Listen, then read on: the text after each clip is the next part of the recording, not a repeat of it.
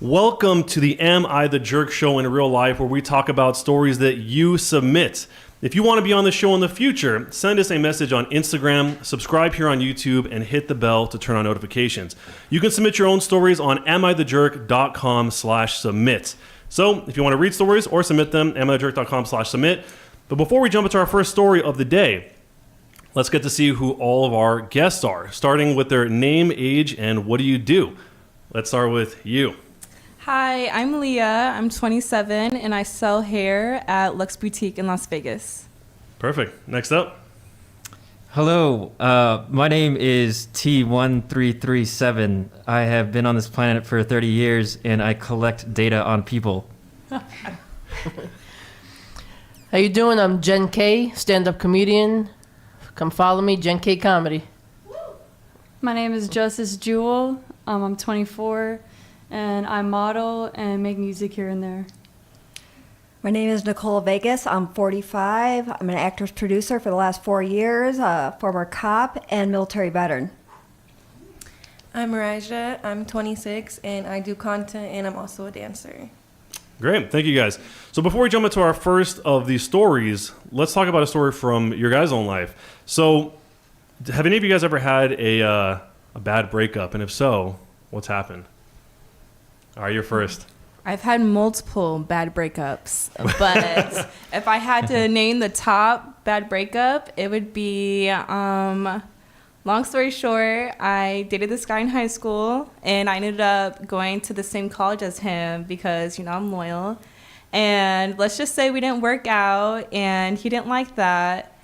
And he just showed me a different side. He's a Sagittarius, by the way, so any Sages out there. He flipped the script on me, and he started harassing me. He'd find my car around campus, was vandalizing it. He did what to your car on campus? He used to vandalize my car every time he saw it on campus. He would beat it with a pole, throw food on it, throw cigarettes on it. Yeah, he was completely crazy. But the crazy thing is when we were together, he never raised his voice at me or anything.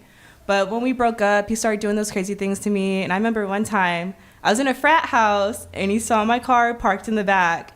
And he was drunk. And I was upstairs, smoking herbs with my friend.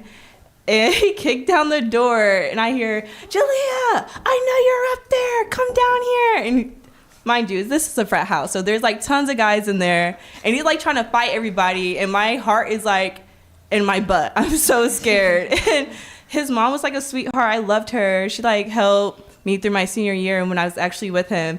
And she called me, "I'm going to destroy you. You better leave campus right now." So long story short, I dropped out of college at semester because he wouldn't stop harassing me. Whoa. Yeah. Did you ever go back?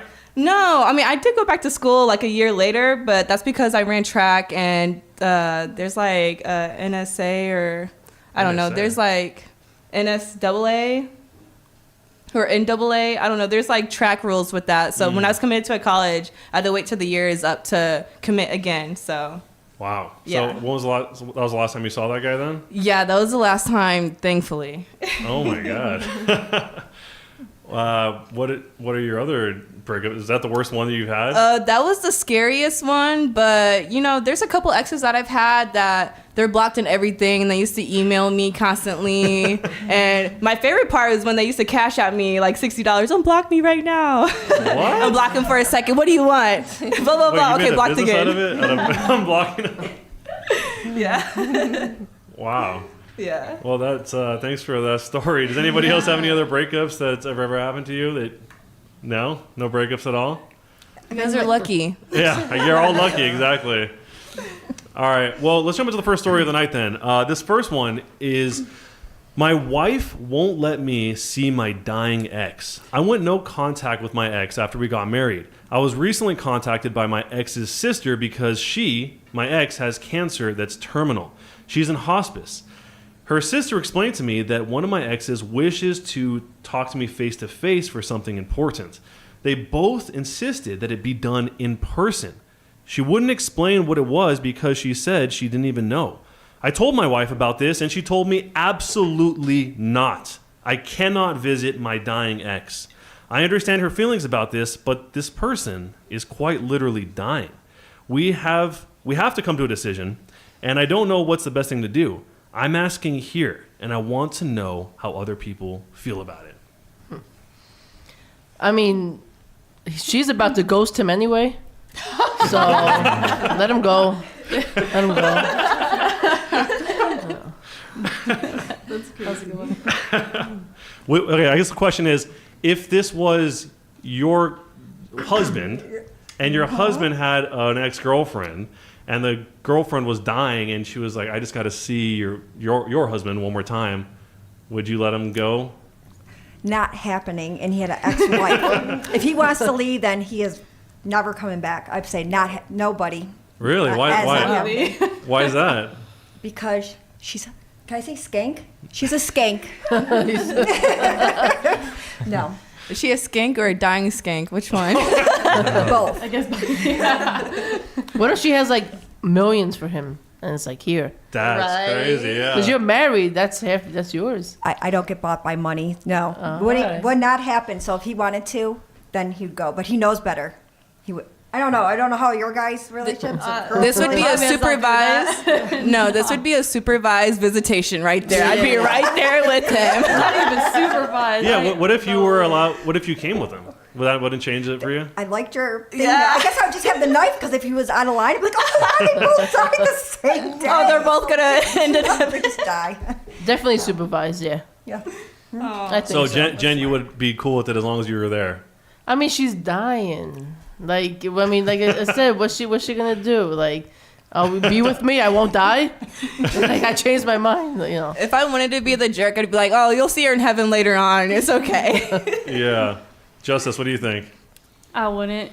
No? Nah. No way? Nah, because it's like I would feel bad though, because that's where I would just pray for her at the end of the day, you know, like Yeah. you know, because like why would you want to see your ex even if they're dying? Like, you know what I'm saying? Like, that's what I would think of, like, why would you want to see somebody that you have relationships with? Like, What if even you were the they're one passing dying away? though? What if you're the one dying and it was like the And love of your that's life what- that got away? That's what hurts me though, because I'm that type of person to think about that and be like, oh, I feel bad, like they're dying, but at the same time I'd be like, nah, because I want to ask him, like, I want to be like, hey, can I go see my ex because he's dying? Like, well, you know, like, because everybody dies though, so it's kind of like, you know, you can't go around death. Like, it's just part of life, you know. I so. mean, realistically, oh no, you go ahead, say something. I was gonna say I've had exes who are supernatural, and they actually have been followed by ghosts. So I would go see them, and I would if I was the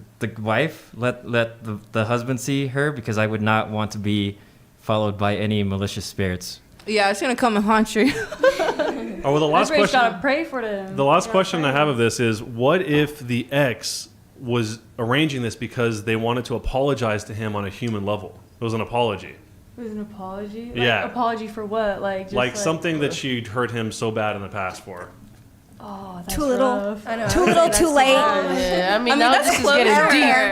Yeah, because I'm the person to always put my feelings aside, but like the older I get, I'm just like, I gotta put myself first, you know? So if it makes me uncomfortable. then- Period. Yeah, so I'm like, oh, it puts me such in the middle, because it's like, dang, like someone's dying, like that's rough. But at the same time, it's like, like I said, I wouldn't make him, like, I want to ask him, because this is like, I know it's gonna make him uncomfortable. So like, You know, I'm it's securing myself. sad. I'm securing myself. I would let my husband go see his ex, really. I'd probably be waiting outside the hospital afterwards, like, what's going on? But I don't think I could live with that on my conscience, you know? Like, can. somebody's last dying words. Like, what if they had something no, that's important sad. to say? That's Yeah. a hard. It's They're a not hard gonna be here topic. anyway. Just let her say what she's got to say. I would say just go with your heart, you Yeah. know, like, because every person's different. So it's like, go with what you really genuinely feel is good for you. Because, like, at the end of the day, like, the person is dying. So that's hard. If it was vice versa, you know, I have some crazy exes, as you guys like have heard. But I also have like a couple other exes that I have the utmost respect for, and just like knowing their life story, I can never like speak ill on them, no matter how we ended. So like if it was vice versa and like one of my good exes is dying, like I definitely want to go see him and like, you know, say my goodbyes or whatever. So let's jump into that's good of you. wow. That was a camera. All right, so let's jump into the next story now. This one is a totally different vibe. It is, am I the jerk for refusing to talk to my boyfriend because he won't stop using the phrase, do you want some poingies for the room? What? The backstory to this is, me and my boyfriend were on holiday in a distant location a few months ago. We were in an all-inclusive resort, and we were standing in one of the shops in the lobby where you can buy extra snacks and stuff. A very posh British man walked in with his 12-ish-year-old son, and they were looking around the shop. They went over to where the crisps are, and the boy seemed very interested in the Pringles. The father then asked him in a very cutesy, possibly over the top for his age voice, do you want some poingies for the womb? Yes, he called the Pringles poingies. Me and my boyfriend found this quite funny. The first few days were fine, but we were joking about it and kept repeating this to each other over and over and over again, as it was a funny way to refer to Pringles, especially as the man was talking to his son like he was a baby. This was at the start of our 2-week holiday. He did not stop saying, do you want some poingies for the womb? For the whole 2 weeks we were on holiday. He would literally say it at least once a minute. He would even torment me by starting a sentence completely unrelated to it and then finish that same sentence by saying, do you want some poingies for the womb? In a sort of sick punchline. It's now been 3 months since we've returned, and he will not stop saying, do you want some poingies for the womb? And it's driving me insane. I have begged him to stop doing this, but he honestly thinks I'm playing along with his joke. I can't have a serious conversation with him because he always manages to slip in, do you want some poingies for the womb? This is a 5-year-long relationship, and it was absolutely fine up until this point. This is the man I wanted to spend the rest of my life with, but now I don't even want to see him because I'm afraid when I walk in the room, he'll say, do you want some poingy for the womb? I am now refusing to talk to him unless he stops. I'm honestly afraid that he's just going to... I'm honestly afraid that he will say he's going to stop saying it, but then just carry on. Am I blowing this out of proportion? Am I the jerk? What is he saying? Do you want some poingies for the womb? Like Pringles. So in what he's actually Pringles for the room. For the room or the womb? For the room. I'm like, who's shoving it? Something like that? No, I'm not. No, I mean, I'm immature. I joke around. I mean, but no, stop. There's got to be a point where you stop. You know, like you got to 3 months stop. that point?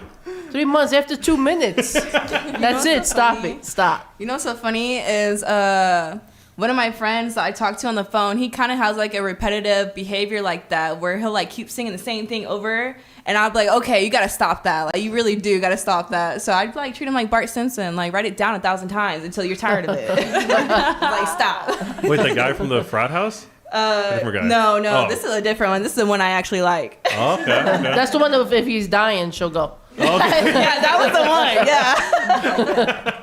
I Nicole, use were a you gonna blowhorn. I just be like, every time you have to hear that, I'm gonna get you at night. No, all spray night bottle. long. Oh, yeah, like a I cat. don't care what I'm doing. So if I hear that one more time, Yeah. blowhorn, I will wake you up. I will go on repeat a loop, and I'll make him have to hear it all night long. I said, as much as I have to hear it from you, you're gonna have to hear it from me too, buddy. And like she said, spray bottle. Treat him like a cat. Yeah. He probably Funny. just thinks he's funny. And maybe he's not funny, and that's like his one phrase. Like, let him have his thing. Like, let him do. If he thinks it's funny, it's Oh, funny. he thought he ate. Yeah, exactly. Like, but I don't know if you annoyed of it. Do you think he's funny, Justice?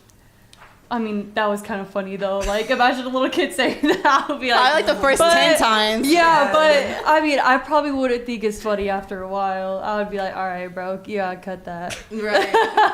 Shut the F up. But yeah, I will laugh for the first few little times, but after that, it's Did done they say for. they were married? They are, no, 5-year-long relationship. Not married. I hope that's in the Not in wedding the vows. vows. that would Wedding be vow. Hey, All right. as a being that identifies with the guy, you gotta have fun. And if annoying your significant other is fun, Yeah. you gotta stick with it. And if she's not down with it, then she's not for me. So she's got to fight back in her own way. Yeah. She's going to find another Because I have to annoying bug mine. I bug my husband. I annoy him. Yeah. All right, I think so it's funny though. I have a related question to that. So should you tell your partner if they are not funny. If they think they're a funny person, and that's part of their identity, and you think they are not funny, do you think it's your place to tell them you're actually not funny? Ask the comedian right here. Well, I mean, I'm not gonna like some jokes. My wife is like, I don't like that one. I'm like, the audience laughs, because like she knows my set. But I mean, yeah, if you're married, then you got to be honest. I go by like family too. If my mom says something she won't think is funny, I trust their judgment. They know me better than anybody, and my wife's always hearing my comedy. So if she says, I'll either work on it or just see how the audience reacts. But I think it's okay for your spouse to say, you're not funny. I mean, that's like my heart is being funny. So like if someone told me I was like straight up not funny, I'd be like, dang. I would be like, Time to double down. Yeah, I guess so. No more cracking jokes. I mean, not to make anybody cry, right? Just like I would cry. Yeah, especially it's not it's not saying like that was really uncalled for. Not like that. They're just saying no, you're just not a funny Genuinely person. not funny. Yeah. But Dang. this kind of reminds me of TikTok. I say a lot of things that I like find funny on TikTok, and like a lot of my friends don't really watch TikTok like that. So I like say something, and they don't get it. I'm like, okay, never mind. That's my cue to head out. Right. Did you ever watch Vine at all? No, I wasn't on Vine yet. I So there wasn't was allowed to have Vine. a lot of repeatable Wow, Vine things that did never die. that was wow. I forgot about that. Yeah. All right, let's jump into this next one. This is another left turn. My wife is autistic, and it is destroying our marriage. My wife is autistic, and it is slowly destroying our marriage. Her autism was unknown to me while dating, being engaged, or even the earlier parts of our marriage, as she was very good at masking it. I never knew. I really never knew until she stopped masking it so heavily, and I realized so much of the person she presented herself as her never really was her. I have never felt more alone, stuck, or stripped of my emotions. I think about who I am now versus who I was before, and all of my joy is gone. The emotional distance, the inability to be vulnerable, the arbitrary removal of just about all of our intimacy, constantly walking on eggshells, the gaslighting. I've listened to this person tell me she has unaliving thoughts and that I should find somebody else to do the deed with, that I should just leave her. And she says all of this so easily. What do I do? My wife is autistic and it is destroying our marriage. He's destroying the marriage. He sounds like he sucks. And he should embrace his wife for all her uniqueness with autism or whatever spectrum she has. I don't think that's fair. So That's wholesome. I like that answer. Yeah, but I agree. But I'm just saying, like, he didn't know. Like, I told my wife I don't yell at baseball, and then now she's like, "Oh my God, I'm kicking you out of the house." Like I didn't hide that too well. But I mean, what was she? Was she on medicine and it was able to suppress it, or I don't know. I just the fact that she said he didn't stop know masking it. Yeah, stop masking it so heavily. That's I don't know how you do that. But can that be controlled? Can you control? No. You can't control your autism. But also, for the viewers out there, there's a number one rule of thumb before you marry someone. You get them, diagnosed and tested and all of that, You get an STD testing. You make them go to a therapist. You scout them out before you tie the knot. It's true. So would it bother anybody if they married someone, and it doesn't have to be this specific thing, but if it was something like this where they were kind of hiding it and then it was revealed later on, would that bother you? If I really loved this person, I would find a way to also get autism. Now that's love. I would get like a vaccine or something. Oh, just God. like all the vaccines. You can't get a vaccine. That's crazy. Oh my gosh. So I've been with my husband 27 years.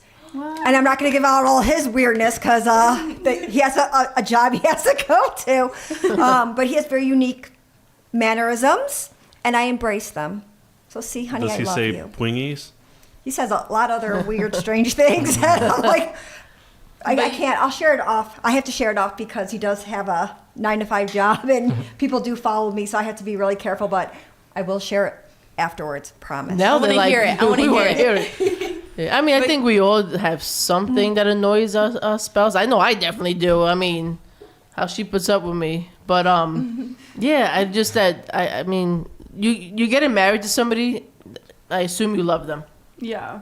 So I wonder what think level you deal. it is because, you know, I know people who have certain disorders, and if you're aware of it, I feel like you have the ability to control it. But if you're not aware of it, I feel like it would be harder to control it. But autism is different because they really do struggle. So it depends, honestly, in my opinion, how much you genuinely love that person. But it is really hard to be told that, like, leave. I don't care for you. Or so that's really hard, but it might tie into that autism, though. So maybe genuinely he just needs to, if he loves her, to learn her and be there for her. Yeah, it could be a cry you for know, help. and exactly, because some people in certain ways, they, you know, when they need help, they can sometimes be rude, right? Or say things that they don't mean, but really they're just hurt on the inside. So really, it depends how far and how much effort he's willing to really show this person how much he cares. Because love is endless, you know, it doesn't matter what disorder you have or what problems you have, you can accept somebody forever. So really it just depends, because at the same time, like, if it's not for him, then it's not for him. And doesn't mean he doesn't have to completely leave her life, because maybe they can still. To branch off of that, though, sorry to interrupt. You're okay. You know, marriage is a two-way street, so there's other ways to go around it, whether it's therapy, medication, and just like working with each other, you know? Yeah, like if they can just work together and just be at one and really just be on that synchronicity, I think they could last. You feel me? I feel like they could really be together. But since she kind of has this disorder, I think that he kind of has more of the wheel in a way. But at the same time, she still has control and has that, you know, that balance too, because it takes two to be in a relationship. So really, you know, you just got to have that love for each other to really make it last, really. My question is, what makes her then respond saying just leave then? How bad does it have to be on her end that she's receiving negative from him because he doesn't want to deal with something that she should get support on? Right. So that is my problem. So why is then, if I'm telling him, my husband, to leave, I had enough. I had enough of him giving me something. Yeah. So her reaction is something that, what did he do on his end? Do you think To that make maybe her that's feel her that bowing way. out? Yeah, I her agree. like offering an exit strategy? You think that's her bowing out possibly? Maybe she's had enough? Maybe, yeah, maybe Maybe he's he just is a done problem, something not to her. Maybe right? So, he's done but- something to her. It has to be more to the story. There's always so. more to the story, but do you Yeah. think does anyone feel like there's any like is there any form of a lie there if somebody is presenting themselves one way? Let's say it has nothing to do with this, and then once you're already married, then it's revealed. In a way, I feel like it just depends how deep it is. But, like, you know, I feel like if you're going to get married to somebody, you have to be honest, because the truth will always come out. That's just God itself. I just want to know, how do you let an autistic person gaslight you? Because I feel like autism is like their genuine, authentic self. Like, they can't, you know, fake something. Like, it's really how they are. So how are you being gaslit? Like, I'm confused. Yeah, there has to be more to the story, because it takes two to... Because, like, what you guys said, like, he could push her to the edge to where she's saying things that... Yeah, maybe So she's it's just rough. reacting. Exactly. Like, maybe, yeah. There has to be more to the story that maybe he's not even saying, and he's just making it seem like it's all her. He wants the and internet it's sympathy. not. So, yeah, Dumb. hopefully they figure it out, because, you know, I'm sure obviously they both deserve good. So what his question was is related to if they don't reveal all of themselves, because you're constantly growing as a human being, depending, did you meet at 18 compared to 30 years old? So that's not fair saying that you not reveal all of yourself to somebody, because you're still figuring out who you are and what you like and all your mannerisms. And maybe you don't Sure. realize what you have. Could be tics or other physical limitations. You just don't know. And there could be other illnesses that come to you, and then you didn't have that in the beginning of the relationship. There's things that happen. So I feel that That's a good point. it's good and the bad, and you should be supporting your loved one instead of putting them down for things they can't control. Right. That's All why right. you have vows. So let's jump into the next one. Before we jump into the next one, Daniel says, as the lyric in Depeche Mode's song "People Are People" says, so we're different colors and we different creeds, different people have different needs. There you go. Thank you, Daniel. Let's jump into the next one now. Now we have a story that is, I am HIV positive and it is ruining my life. I'm a 30-year-old female, and I found out that I have HIV a couple of months ago. It was completely devastating to me. My ex and I had broken up the month before, and we had an open relationship, and I was completely in love with a friends with benefit that I had. When I was diagnosed, that friends with benefits was understandably very scared. We did the deed often over 2 years. He got tested, but was fine. But he said that we shouldn't do the deed for a while. But I know what that means. I'm still trying to get over that. I know that he didn't love me back, but all I wanted was to be with him. I was just happy being with him. I felt blessed and privileged because I considered him to be absolutely perfect, and he was so amazing. I really didn't want to lose him. He's still around, and he replies to my messages. He never messages me, though, and there's no flirting anymore. I'm really struggling to get over him. So, what should I do? I am HIV positive, and it's ruining my life. Is this the same guy? No. No, it's two different guys. So These she's are all in an different open. people. These are all different people. No, I mean like the dude that she's in an open relationship with. Is that the friends with benefits that she's talking about? No. There's her ex is one guy. She says my ex and I had broken a month before. We had an open relationship, and I was completely in love with a friends with benefits, so a different person. Okay. At least that's the way I understand it. Okay. Isn't it curable now?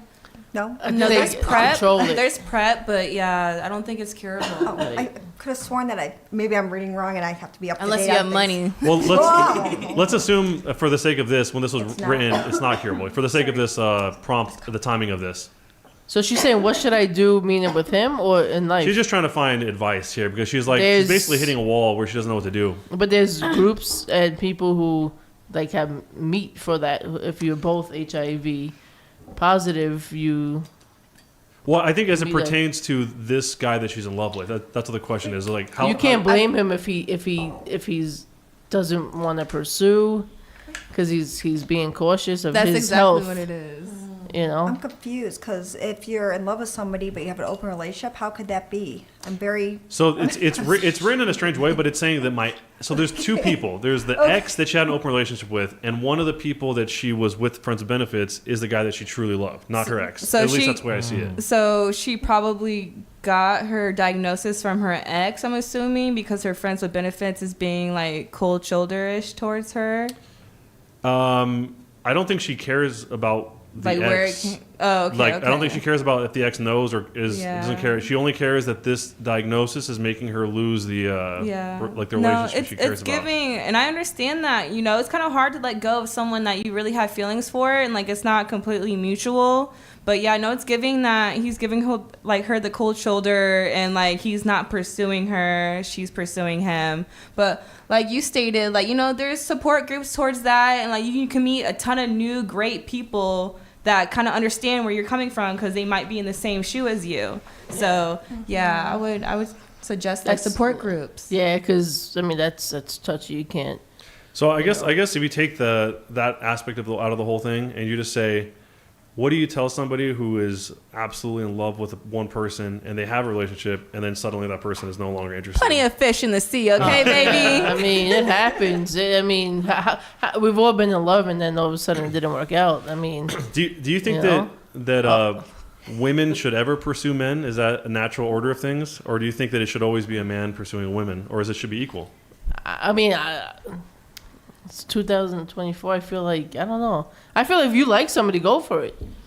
Male But or in female. my opinion, as a young woman, if you really want a relationship to work out, it sounds horrible, but the guy has to like you more than you like the guy. Like, really, because at the end You of the really day, think so? they're wearing the pants. Yeah, like, you know, they're supposed to wear the pants. They're supposed to hold that position.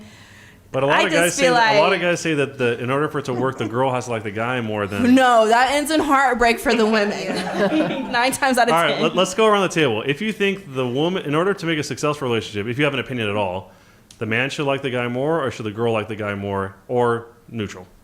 Start with you. I think the man should like the girl more, but kind of neutral still too. Like you both have feelings for each other, but the man definitely has to like the girl more. But why? Just give one sentence of why.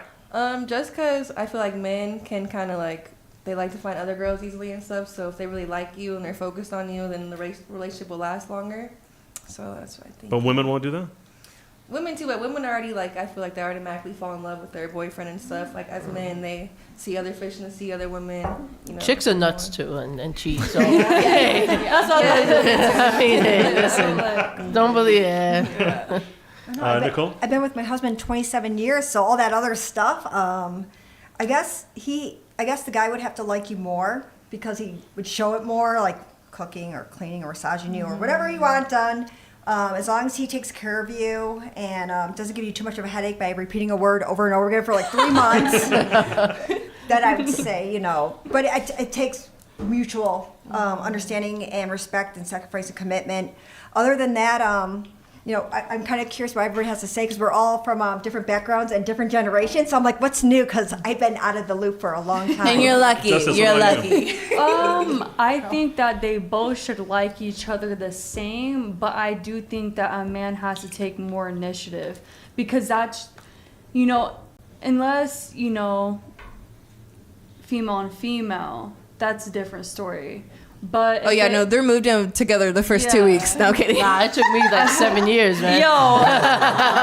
But I feel like most of the time, I could be wrong, and female to female, one slightly is a little bit more masculine than the other. But sometimes there's both female, or feminine energy. So really, that's a different story. But if we're doing it, feminine and masculine, I do believe that like the men in general have to like put that effort in and like really show that females can open themselves up to them, because especially nowadays like females are scared, and so that's why females are becoming more masculine and the roles are switching. Yeah, exactly. But my husband is super like, he takes care, he does, like he showed me he wanted me, like he put that effort in, he like and everybody, not just me, have seen people in their life, and like so there's going to be that one person that really shows you like putting that continuous then a female is going to be like, okay, I can open myself up to you if the female loves him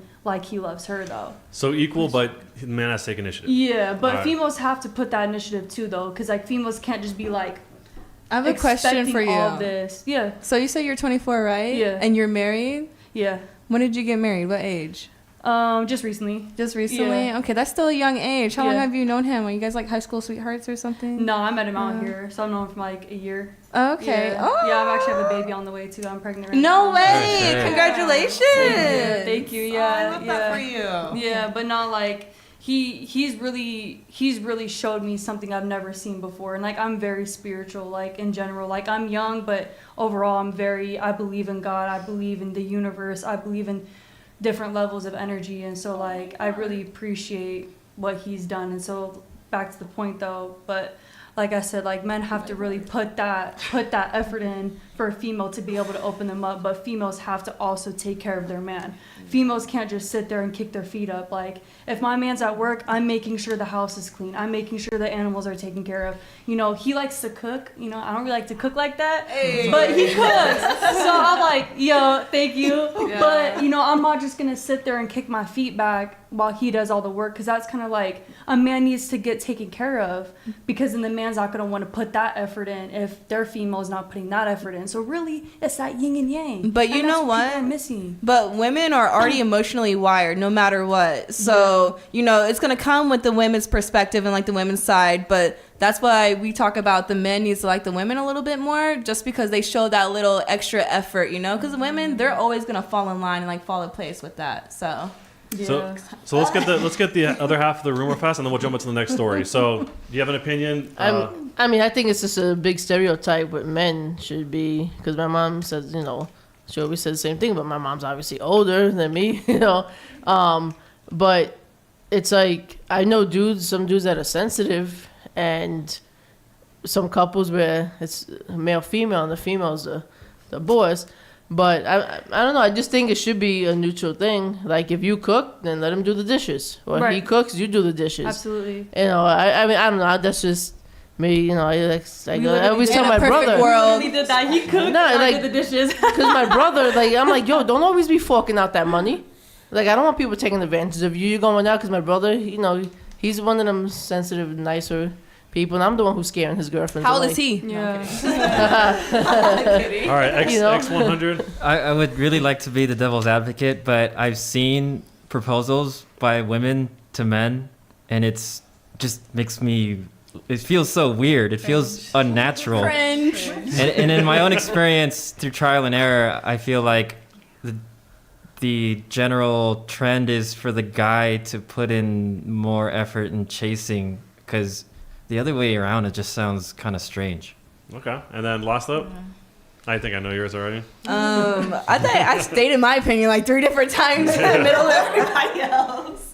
I forgot All the right. question. No, Let- I'm going let's to chime jump in into- really quick. Yeah, go ahead. So the first year my husband and I dated, I treated him out the whole year, and I bought my own wedding ring, and I proposed to him. So, and it's been 20 Okay, boss babe. I love it. No. I can see that you married me now. No, she's badass. You got the handcuffs out, Did you tell right? him He cooks. He you- got me with the cooking. I'm like, 'cause I know. Nicole, did you tell him I'm not married to you? You're married to me. I think he knows that. I don't have that. You know what? I think he knows that.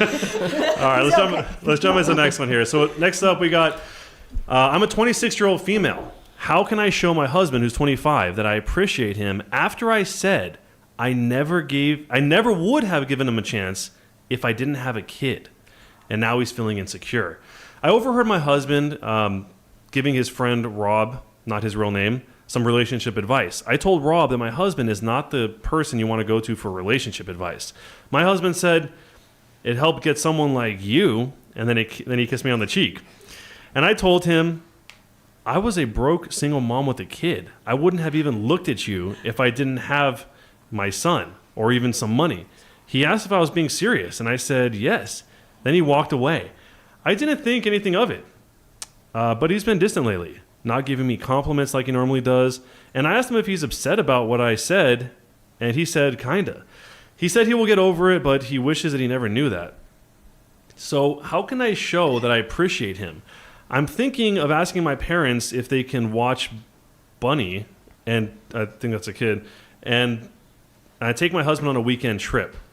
For people calling me a gold digger, I make good money now too. Obviously, I'm with him now because I love him. So, how can I show my husband I appreciate him after I said what I said?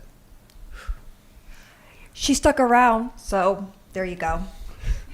That's wrong. I don't know about I that. feel like that's a huge blow to just anybody, but especially the male ego. That's a horrible thing to say to someone, especially in front of the friend when he thought he was being helpful towards them. For her to walk up and say that's a slap in the face. Like that's really hurtful to say to someone. So I can understand why he felt like he needs to, you know, rethink everything, because that puts things into like a different perspective for him. Like, why would you say that? Oh, you're my last resort. Like, I had a kid, nobody else would take a single mother. Like, that's a horrible thing to say. It's messed Yeah, up. that's wrong. Right. It's wrong. She must have been mad about something, though. You don't just say things like that. I feel like it's like Obviously putting she's him feeling down. Like, especially when he You thought know? he was being like, you know, a shoulder for his friend. Like, that's really But mean. what if she's just being honest? What if she wants a relationship to be honest, and she's like, hey, this is just reality. I never would have been in this That's situation. something you take to the grave. Yeah. That's something you take straight to the grave with Or you. when you meet him, like, hey, normally, maybe, I don't know, but not after you're married. Yeah. Man. I said a lot of horrible things to my husband. And just like about the leaving thing, for the first 4 years, I think I was like, I'm going to divorce you. I'm leaving you, blah, blah. You said that? Yeah, Oh, this is a tough nut to crack, Yeah, I can she- tell. And he's still stuck with me, but I pushed it away because there's things like in a marriage when in the beginning too, because it was a self-made family. He was married before with a child. I started raising the child. It was a lot of work, very young. Met him at 19 years old. Wow. Yeah. And you're having a baby. I'm like, oh my gosh, my son that's going to be 24. I'm like, he could be. Well, that's my age, literally. That's why I was getting all sappy. crazy. It's getting all sappy, but I'm okay right now until you say something more. Then I'll be like, oh, it could be my child. It's hard because marriage is hard, and you're going to say things that you're like, oh, well, I was really mad, so I just said it. Or he's annoying me so much today, so I'm just going to say it. And he's really good because he never says anything back. Never. He never said anything back to me. I was waiting. I was like, say something, but he didn't. He's picking his battles. That's what it is. One day he's just gonna lash out. That's Like, manly. right? This guy. I was like, what? And I do. I'm really tough, I guess, a little bit. Easy. And As he- you should be. As I am, yeah. So, but did anyone give this lady credit though for being honest and saying that? Because I feel like maybe she thought it would be like she's not giving him a full respect if you're not respecting him enough to tell him the truth, right? Maybe she said it because, like, things happen for a reason, though. Like, maybe if she wasn't in this particular situation, it wouldn't have happened. But maybe she didn't mean it as in, like, oh, I didn't have my kid, I want to be with you. Maybe it was like, oh, I was here at this day, this time, this moment, and I met you. But with she this said, kid. you're the last person that should be giving advice. I only chose you Oh, because Yeah, I had a that's what kid she and I was said, a yeah. single mom. Like, Oh, I missed that part. But who would she have picked then? That's kind of rough. But who yeah. should? Who Yeah, should? that's kind of rough. You can't just be Like, with say that somebody behind closed just doors for or something, one or reason, like- you know, you can't just be with somebody just cause, like, that's kind of putting the kid in the middle in my eyes too. Like, why are you gonna put your kid in the middle of y'all's and relationship? he took over the stepdad role too. Yeah. And he stepped in, so that's he probably hurt a little bit. He needs some Yeah. time. Do you think there's any? If this was you and you were the husband, or flip the roles, could you ever recover from somebody telling you that? Like, you were my last choice. Basically, how you were saying it, you're my last choice, and circumstance is the only reason you got me. X100. What do you It's think? always gonna be They- in your mind. Yeah. There would definitely have to be some sort of fight. I hate to say it. And then the There'd makeup be- sex right after. Yeah. There would have to be some sort of, I gotta stand up for myself. You're lucky to be with me. I chose you. Why? Right. Why wouldn't you guilt them and say, well, if I was your last choice, but you were my first choice? Ooh, that's another one, yeah. Sorry, guilt them. I make them feel so bad what they said, and then they have to like be up all night thinking about it. Because she actually seems like really originally very oblivious. Because she says, I said it. You sort of matter of factly, I walked away and I didn't think anything of it, and that she didn't even know there was a problem until he, Brought it up. brought it up later on, or like his emotions brought it up later on, I guess. But so salvageable, not salvageable, Solvable. salvageable. I think Got 3,000. The main thing for me is how she kind of just undermined him to his friend, because Yeah, it's like, that's a whole nother. That's a, embarrassing. that's a whole nother layer. don't yeah. like that. Yeah. Like, you should be on my side. You should be, bigging me up or something. Yeah. You never put down your isn't spouse she- in front of like. Yeah. Yeah, you Yeah. don't do that. And if anything, it has to be behind closed doors. Like, you But- can't just put somebody on blast like that, and you're just like, Do you, yeah. do you think that it's her way of saying that he's like the best provider? Maybe she could spin it like That's that. the way she She meant shoulda it, s- though. It does, but They at the end word of it the day, differently. I still Yeah. hurts. That would hurt me. But That you- really would. Was she young though? Maybe through time she would learn to appreciate all the goodness he had to provide for her, because maybe she doesn't realize how good she really has it with the person, and doesn't realize that he's providing her and her child a stable foundation, which she normally wouldn't have had.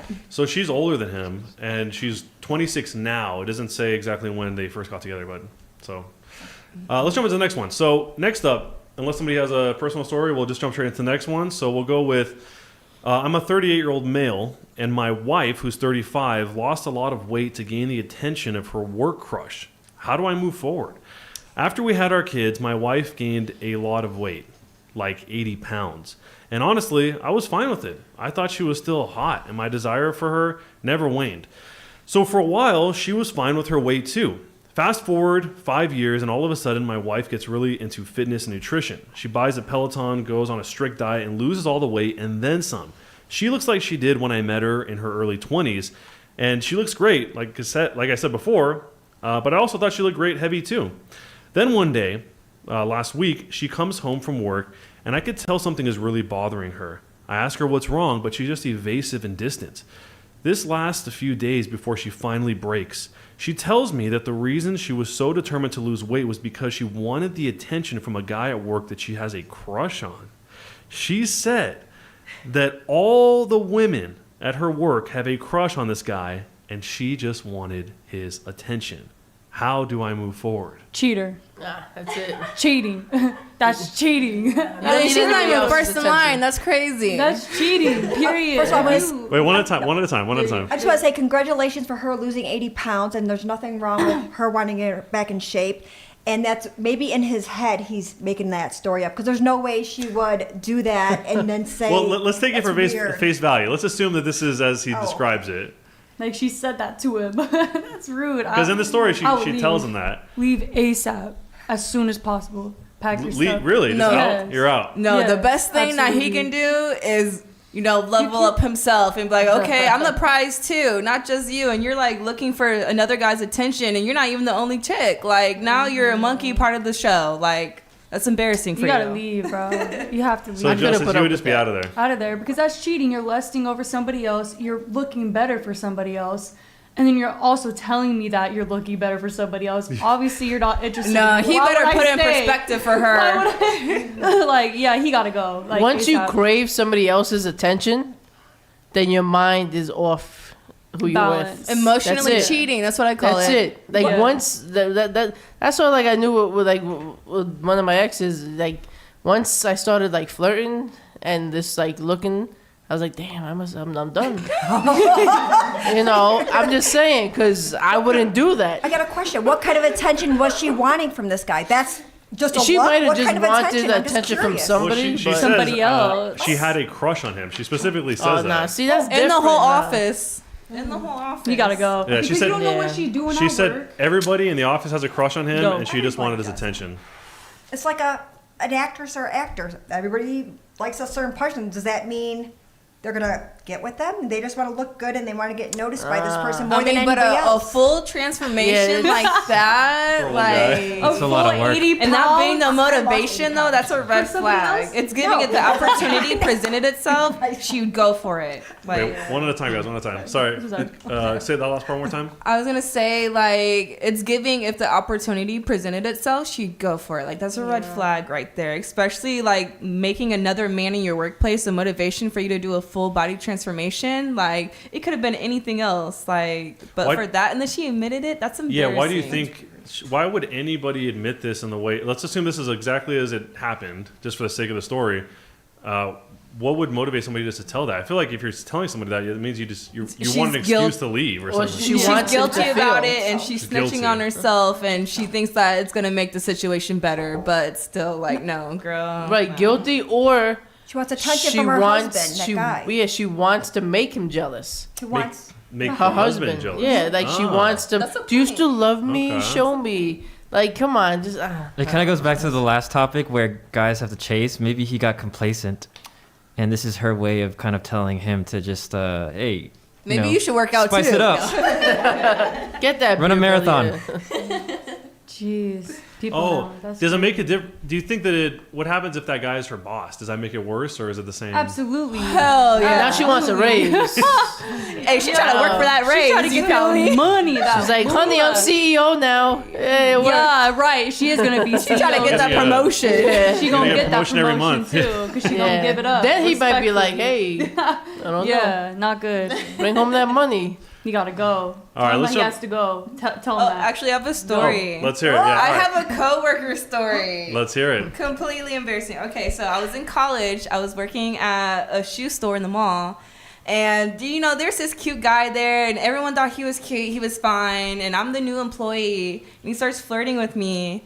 And, we kind of hit it off. And, we link up, and, do the little nasty work. And long story short, tell me why he's in the bathroom. His phone's blowing up.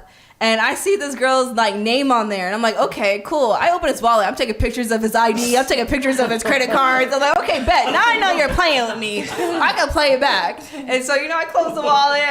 I shut the phone down, but I remember the name. And so after he leaves, I'm going through his Instagram, and I find his girlfriend. I find his girlfriend. I'm like, are you serious? Like, I just let you come over, and we did this. So I'm like, pissed. I'm mad.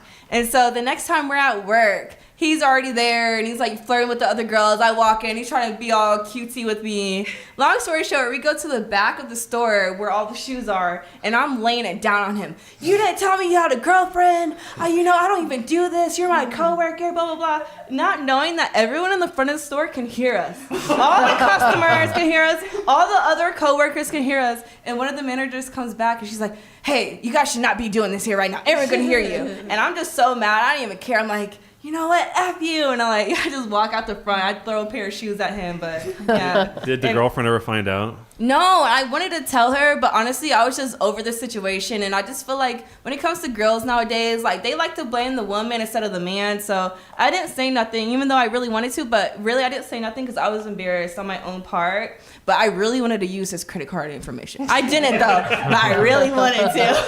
Why do you think they blame the woman, in your opinion, instead of the man? Just because, it's my man, and like they want to stick with him no matter what, even though they did him dirty. Most of the time, the girl is gonna stay. But yeah, I was embarrassed on my own part, especially after going off on him, and like my coworkers knew that we smashed. Like that was embarrassing. What do you think about this phrase that people always say that women hate women? Do you think that's something you see in your own life? Like women are always like the thing they always say is that men get along with other men by default. Women by default don't get along with other women. Do you think that's true, or is that just? True. It's an insecurity. Do you think it's true, thing. Nicole? Yeah, in the competition, I think that. Why is there competition between women more so than with men to men? Oh, men to men have competition too. They do the sword blocking. See, didn't use any bad words.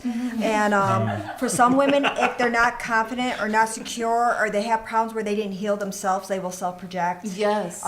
So it really has nothing to do with you, but if there's a reflection on something that they see that they want to have for themselves, but they didn't work for it yet, or they didn't heal, then they do that. Guys now, they will put out their sword, especially, and they do fight over women too, and it's really bizarre, and they will, But that's why they say, oh, hoes will be hoes. Like, it's like easy to like downgrade women and put them down because like the men, like they're the dominating one at the end of the day, So. Because they'd be like, yo, you did that? All right, son. Like, yeah, right. Yeah, pass it right. Pass it yeah. But then chicks are like, oh my God, you better stay away from my man taking off the earrings and ready to, Digmatized. So it's a different, It's a different era. I think everyone needs to grow within themselves, period. Men and women overall, because I feel like everyone's just hating right now for no reason. Everyone needs to just come together, and it's gonna happen though. Over time, it's probably gonna get worse before it gets better. But I feel like once people just have like that love in their heart, and they're like, "Oh, I see you. Like we're going through the same experience." In a perfect world. It could be that way because like that's how I present myself. Like I'm not coming in no situation and judging nobody for anything. Like I'm gonna be myself. I'm gonna be goofy, silly, and if they don't like me for it, then I'm just gonna move on. Like I don't care what nobody think about me. And if everyone had that in their mind, like everyone's gonna be themselves and just never hate nobody. Like Yeah. But she's right, kind of in a perfect world. But that's why you have to live in your own world at the same time, and just kind of do your thing and move accordingly. And if you don't like that certain energy, you move that way, because people aren't. If everyone had that perspective, though, it's gonna happen. So I have a question. Do you have those women when you're all done up and they do this? Ready? I'm gonna direct it towards you. Ready? Like they look you up and down. What are you doing, girl? So you know what I do? They do that. Yeah. I'm like, All right, let's jump into the next one right here. Okay, everyone look thank you for your story. That was great. The next one is, my husband is divorcing me because I am infertile. We've been married for 3 years. We always talked about having a large family, and we started trying for a baby just over a year ago. A year later, no pregnancy. We got tested and found out that I am infertile. I was devastated. This was a week ago, and I cried every day, and I couldn't get out of bed as I grieved the loss of the family we had planned for. He withdrew, and I assumed that he too was depressed. It turns out he was planning his exit. Yesterday, he sat me down to tell me he wanted a divorce because I knew how much having a family meant to him. And if he doesn't try to have children, he will always regret it. He said we had only been married 3 years, and it's hard, but we could move on from this and find other people better suited for us. It has been 24 hours since he left the house, and I've been sitting in bed all night and all day today trying to process what just happened. I never thought he would kick me when I was down. I never expected it from him. I feel dead inside. My husband is divorcing me because I'm infertile. What do I do? Make a post and make him have the worst hating group ever towards him being a POS. It's giving. He never really appreciated her because, there's other options besides her being the baby factor. There's IVF for like other women, like there's a ton of other options. Adoption. So like, But then even then, I'm not saying all men are cheaters, but you know, these men be cheating anyway. So most of the time when the girl gets pregnant and then like even like postpartum, like, you know, these guys have wandering eyes. So it's giving the trash took itself out. So good for you, girl. Don't feel dead inside. Feel alive. You just dropped the dead weight. Right. Absolutely. Well, I mean, for her, besides men being dogs, as you know, Period. like, I'm not saying that they are, you know, there's other options. Like if they're really in love, well, she seems it, but if he really wanted to be with her and start a family, adopt. There's kids out there that need homes. There's other options, surrogate. He just, I guess, I don't know, either wasn't really into it, Right. the whole thing, and just was like, oh, that's my way. See you. Yeah, so let's assume like all the logistical things were already, they went to the end of their rope. They tried them all, or they thought of them all, but they didn't like the outcome. I guess what she's asking more here is how do you cope with the situation, like the personal relationship? Like, would you even try to convince the guy, or would you just say that's it? I already told you what I would do. Tell me again. Emily, number one, yeah, I'd post Tell me it. again. Facebook hate group. Oh yeah, That's right. Blast him. put him on a Yeah. list. She needs to heal. She needs to bring the people that care about her, and she needs to like really heal from that. Cause like I would feel so sad if my man left me because I couldn't get pregnant. Like that would kill me. And I'm a Libra, Yeah. so like I'm super. And my moon sign's a Cancer if you want to go by the zodiacs, and then my rising sign's a Gemini. So I'm like super super emotional. So she just really needs to like bring people close to her and support her. She doesn't need to be alone. But if she wants to be alone, but she needs people that are gonna help her. You know, Right. she needs people who are gonna help her. Yeah, I don't So think if- I'd want to be with him after that. Like, Yeah, Yeah, don't damn, try to like, get really? him back That's though. what, yeah. So It's giving he'll come back. I'm not gonna lie. Like Think he's gonna so? realize that a 3-year marriage it wasn't worth throwing away over not being able to have kids. Like child-free marriages are bomb. You know, vacation, just partying. You know, not worrying So about anything. this woman probably sees this as, you know, a form of betrayal, like a deep betrayal. Have any of you guys ever experienced a very intense level of betrayal in your life? Absolutely, multiple what happened? times. What happened, Justice?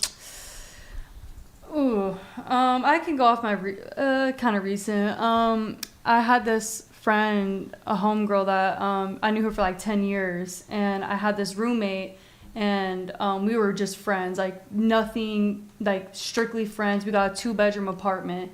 She got with my roommate, you know. So, and I let it happen but the first thing I told him was like, don't leave me in the dust, because I already knew it was gonna happen. Like I already felt it. And so pretty much like that happened, and like I smoke, right? So, well, I used to, now I'm pregnant. But so at that time I was smoking, and I didn't allow anything else in my house. You feel me? Like I wasn't allowing none of that, like, because I'm super natural hippie, you know, if you want to say, like, that's probably the, you know what I'm saying? the herbs. Yeah, so period. But, you know, so they started like doing stuff behind my back that I didn't know about, because everybody knows that I'm that way. So a lot of people will keep things from me, and I'm kind of super oblivious because like I was like in my zone. Like I was doing super good, got my car, got my apartment, I was making really good money, like I was doing great, you know. So I wasn't really like in tune with that because I was so focused on like the place that I was going. You know, I was making my music, just hustling, like doing me, you know. And so anyway, so they got together doing all this stuff behind my back, and I told them, don't leave me in the dust. I had separate conversations with them, like, hey, like, because I felt like the energy was gray in the house. Like, I would go in and the energy was so gray. What made you feel like that? Like I said, like, I feel energy. So, like, when I walked into my house, it was not the same when me and my roommate first got that place. Like he was a Gemini and I'm a Libra, so you already know how like those click. Like my ride or die, I don't know like anything my about best that. buddy. Like it was so live. You feel me? And his dad was a part of it too. And we were all gonna move to Florida, like make music, go to school for music. Like we had this whole plan that we were gonna do, but then she got with my roommate, right? So and then I just felt the energy, like, and especially when you do different energy shifts, you feel me? Like, and he wasn't like that when I first started to hang out with him when we got the apartment. Like he wasn't like, we were very interactive together. Like we were very planning, doing things. And when she came along, and it's sad because I knew her for 10 years, so she was a really good friend of mine, and so it really hurt me that it came that way. Anyways, but got together. pretty much down to the point they left me. So they left me with this apartment, and I pretty much literally had to give up my apartment. I was like homeless for like 2 months trying to figure it out, trying to get another apartment. I found myself a place, and they never talked to me again. She actually posted on her TikTok saying that like I was trying to get with my roommate and like all this stuff, and I'm like, bro, That you like, were? yeah, I was like, I could have easily got that, bro, and that's not even my type, period. So, and if I wanted to, why would I get a 2-bedroom apartment with this person? And like it don't make no sense. Like, she was just jealous, and it was weird too, because she was starting to get nails like me. She would take my underwear and wear my underwear. What? Like, I swear, bro, she was trying to rap this is like getting me too. Yeah, she was trying to make, and I didn't really catch on to it because I put everybody on. Anybody who's around me, I'm gonna put them on. Like, I'm not scared. I'm not gonna gatekeep nothing. Like, if you're my best buddy, like, I'm gonna make sure that you eat too. Like, I'm never gonna gatekeep that. So when I started, like, because I have my own like little like studio that I have, like my little laptop and stuff, so you know, like, I was kind of just doing me. Like, I got on stage for my first time in Utah. Anybody know like the Complex? I brought her on stage with me, like all this crazy stuff, you know. So like, Are you still friends with her at this point, or no? nah, and It's I all actually, done? you know what? I don't keep up with people. Yeah. I don't. But I was talking Just to my in husband general, you about don't keep I up? don't. Like, if Why they is hurt that? me, cause like I'm so like I love people so much. Like, when they hurt me, like I can't see it. Like, I What's your can't. sign? I'm a Libra. Yeah, and like Libra. Cancer and Gemini. So I'm like, all these, like, those are really strong signs in one person. So like, Yeah. So, do you have something you want to close No, up? no. Okay. So before we jump into the next story, just real fast on the previous story, the infertility. Do you think it's messed up if somebody wants kids but doesn't care if it's like specifically with you? Because there's this whole conversation that's basically like, I just want kids. I don't care. It doesn't matter. I don't want kids with you necessarily. I just want kids. Do you think that it would bother you if the person you're with, they, like in this story, he just wants kids? It doesn't matter that it's with her. Does that mean anything or to anybody here at That's all? a red flag. It's a red flag? That's messed Yeah, up. do you know how people are stuck out here with some crazy baby mamas or crazy baby daddies? That's a red flag. You better be careful who you have kids with. And how much responsibility do I have to have on that part? And do I have to have the responsibility? And how much do you have to pay out for that? Like, there's a lot. No. So in this Right? case, there's no kids that have been had yet. What I'm trying to Why? Kids are accessories. You Yeah. know, there's a lot more that goes with like, that. he doesn't care how he has the kids. He just wants The them. point is that like it's not like he's having kids because he's so in love with you. He just generally wants kids, or she just generally wants kids. Is this Nick Cannon? Oh no. But that I kind don't know. Have any of you guys ever experienced that X100? I was gonna say that kind of changes everything though, because if he really felt that way, number one, he shouldn't have said that. Like, I don't care about if I have kids with you or not. He should have just kept that to himself. And I think that, as you said, you know, there's like surrogates, IVF. If he doesn't care, then figure out a way to get around that infertility. And also, a point you made earlier too, get tested before you get married for everything. For everything, you need a full checkup. You know, they could be Looney Tunes. All right, let's jump into the next one right now. This one is not much of a story, more so asking for advice for a man. That's what this next one's all about. So, what does it take to be good enough to date as a man? I've noticed that pretty much whenever I or really any guy talks about having struggles in dating, he basically gets told to shut up and improve himself. My question is, when is enough enough? And it becomes reasonable to say, I am good enough, and something else is going on. It's not me. For some background for me, I'm 33 years old. I'm in shape. I make more money than most people my age. I own a house in a nice area. I'm very social with a lot of friends of all genders. I have some social hobbies such as pickleball, climbing, trivia, etc. And yet, I can't get a date to save my life. Not just from hot girls, from any girl. And I'm still typically told, you gotta improve yourself. What does it take to be good enough to date as a man? Honestly, whenever I hear a story like that, I feel like they're leaving out information because it doesn't make sense. How can someone with basically a really good record on paper like struggle to find someone to date? I don't know. It's probably Asperger's. No, I'm kidding. Probably Autism? controlling. Undiagnosed autism? probably self-centered, controlling.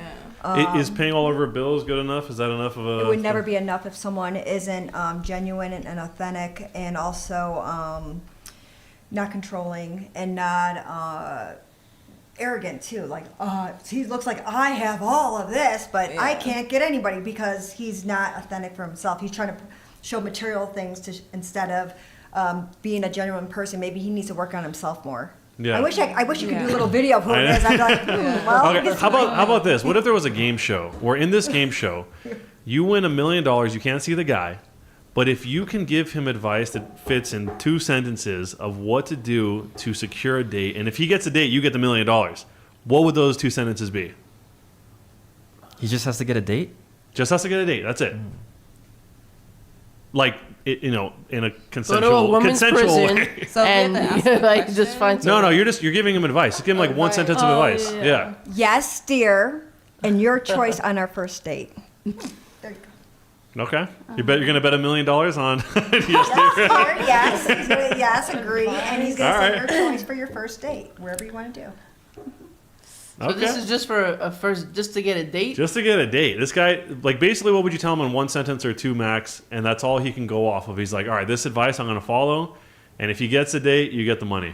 He'd probably have to dress nice. You know Okay. what I'm saying? Like, I don't want to go off of looks, but it is hard to say, like, what you have to be, like, somewhat, like, put together. Like, if I just come up, like, grummy as, no, if my hair's not done, if I look, they might not rock with me. So your biggest advice would be, like, look presentable. Dress look good. nice, like, look presentable, and maybe, like, just be respectful, like, I guess. Like, I don't know, because that's really hard, especially for a male. Just go to Fremont. I would say Right?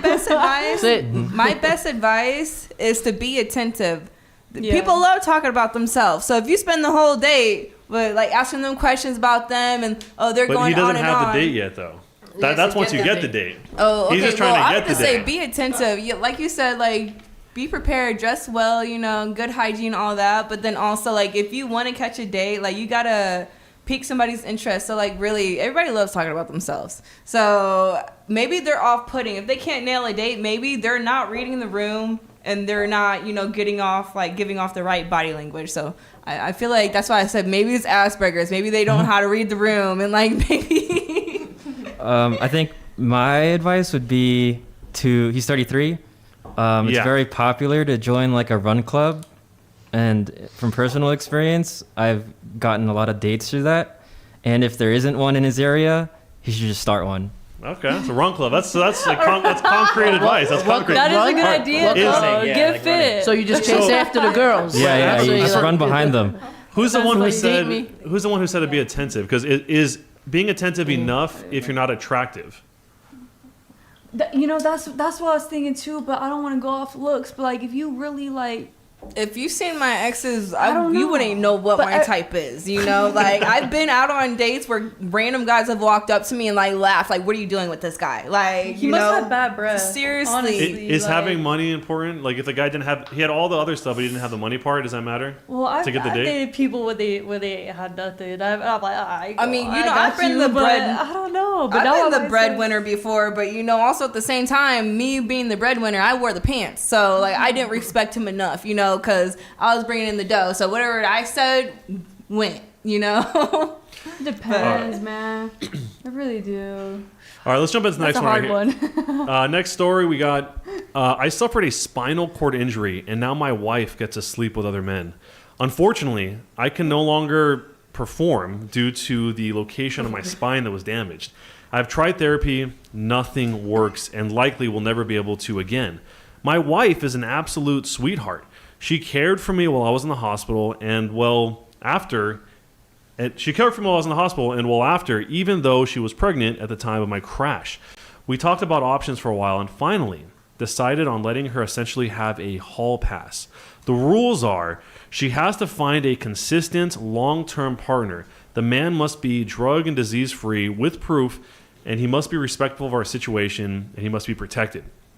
She found mutual attraction with a guy earlier this year, and their situation lasted about 3 months. She then moved on to another man over the summer, and he's been her consistent friends with benefits ever since. So, that's his story. Go ahead. I have a perfect story for this. Let's hear it. So one of my exes in college, he had like, a little tool. It wasn't really doing the job, but he was the best eater. Loved it. So for him, his tool not working, as long as your mouth works and your hands works, I feel like that's all that should really matter. She truly loves you, but to give your wife away, like, baby, like, you're basically like giving her out to the open. Like, if somebody comes around that checks all her boxes and has functioning tools, like, she's like good as gone, If you had a husband and this happened to your spinal cord, would you allow him to have a hall pass? No, of course not. Like, baby, you better make it work with me somehow. You gotta put in that work. We gonna bring the toys out. We're gonna bring whatever we gotta do to make it work together. Because there's a lot more besides just sexual chemistry, So, like, for him to be injured, that's a huge toll on him. Like, that's a huge blow on him too. What do you think like, it does to him mentally? Huh? How do you think it affects him mentally? Him? Yeah. Horribly. I can't even imagine that, because one thing about it, like I mentioned earlier, like a man's ego and like a male's, like, his parts or whatever, that's horrible. So for him to like feel like he needs to give his wife a hall pass, that's really sad. And for her to take it, that's even sadder. Like I said, if his mouth works and his hands work, then like you can make something work, okay? Like, just saying. And me, I'm single right now. My rose toy is the best thing I've ever had in my life so far. I don't even need a man right now. Just saying. Nicole, what do you? Yeah, I just don't agree on the hall pass. I wouldn't. If something happened to my husband, I'm like, I'm one and done anyway. Like, I'm fully committed to him, and I wouldn't ever want him to like be like, oh well, she doesn't care about me anymore. That's a whole new thing. I wouldn't. So you wouldn't give him a hall pass either in this situation? Vice versa. I mean, no, he'd just have to. If he did want to be with me and want him to be like, I wouldn't want to be a burden. I would just let him go then if he wanted to go. I wouldn't. But the fact that she went too, what does that say? Yeah, twice. Like, Two different situations. like, yeah. Not a good. Yeah, it's not. X100. What do you think, X100? If she still comes back and she's taking care of me and my condition, and she's out there having fun, I don't own her. So she can leave if she wants to, but it's just like I'm limited by my condition. I can't do anything. Yeah, but like, so you would give her the hall pass? Hall pass, yes. You'd give her a hall pass, but like she's out there using her hall pass, like you wouldn't want to like. It's better than be her. Intrigued or like aroused by that somehow. Like you wouldn't want her to like put on a little show for you or something. Like she's out there getting it from somebody else. That's horrible. I think she could do it all. Actually, I think she could still give me a show and then go see someone else and then come back. I don't know. It's just there's nothing that says you could put you in a box. Do you think that would have a toll on you? Would it have a toll? I think being paralyzed would have a toll on me in itself already. Being not able to walk. And I don't know. Just the girl I'm with, banging someone else, would not really be at the top of my list. My dick doesn't work. Okay. I got 7 words for you. Swipe your nose like a credit card. Okay. Justice, what do you think of this? Would you give your husband a hall pass if this happened to you? Absolutely not. That's No? rough. Yeah. Even if it was this severe, this situation? No. I mean, yeah, kind of what you said. Like, if there's other things that can make it happen, like I couldn't imagine my husband going out there. Oh, it would break my heart. I would be single as the fuck. Yeah. Like, what's the point of vows in like a marriage if really like I don't know. Because it's like you you're really gonna fall for somebody. somebody else. Like you, there's no way that you're just gonna go out there and like just have fun. Like you're gonna find somebody else eventually. We talked about this earlier. Women being emotionally charged. Like we are emotionally charged, especially if it's some good D. Like you might catch some feelings with that. I just want to go ahead. I just want to say that I feel like that those are valid points, but I think it's out of my control because even if she wanted to go. She could just leave. There's nothing that's stopping me. Hypothetical? You can't So chase she's her, gonna right? find somebody, and then they're gonna make you go bye-bye with higher life insurance. I'm just saying, your life is gonna That's a slippery slope right there. Okay. She's probably waiting for that life insurance. She's waiting for that day. There's gonna be somebody that's gonna I've seen people do worse things for less. One at a time. Before we jump into the next one, I'm so sorry. What's your name one time? Marisha? What do you think? Would you give your husband or wife a hall pass if the situation was the same? No, I probably wouldn't. No? Like I said, there's other things to do too, like she said. But yeah, I wouldn't give him a hall pass. No way. Okay. All right, let's jump into the next one. This is let's see.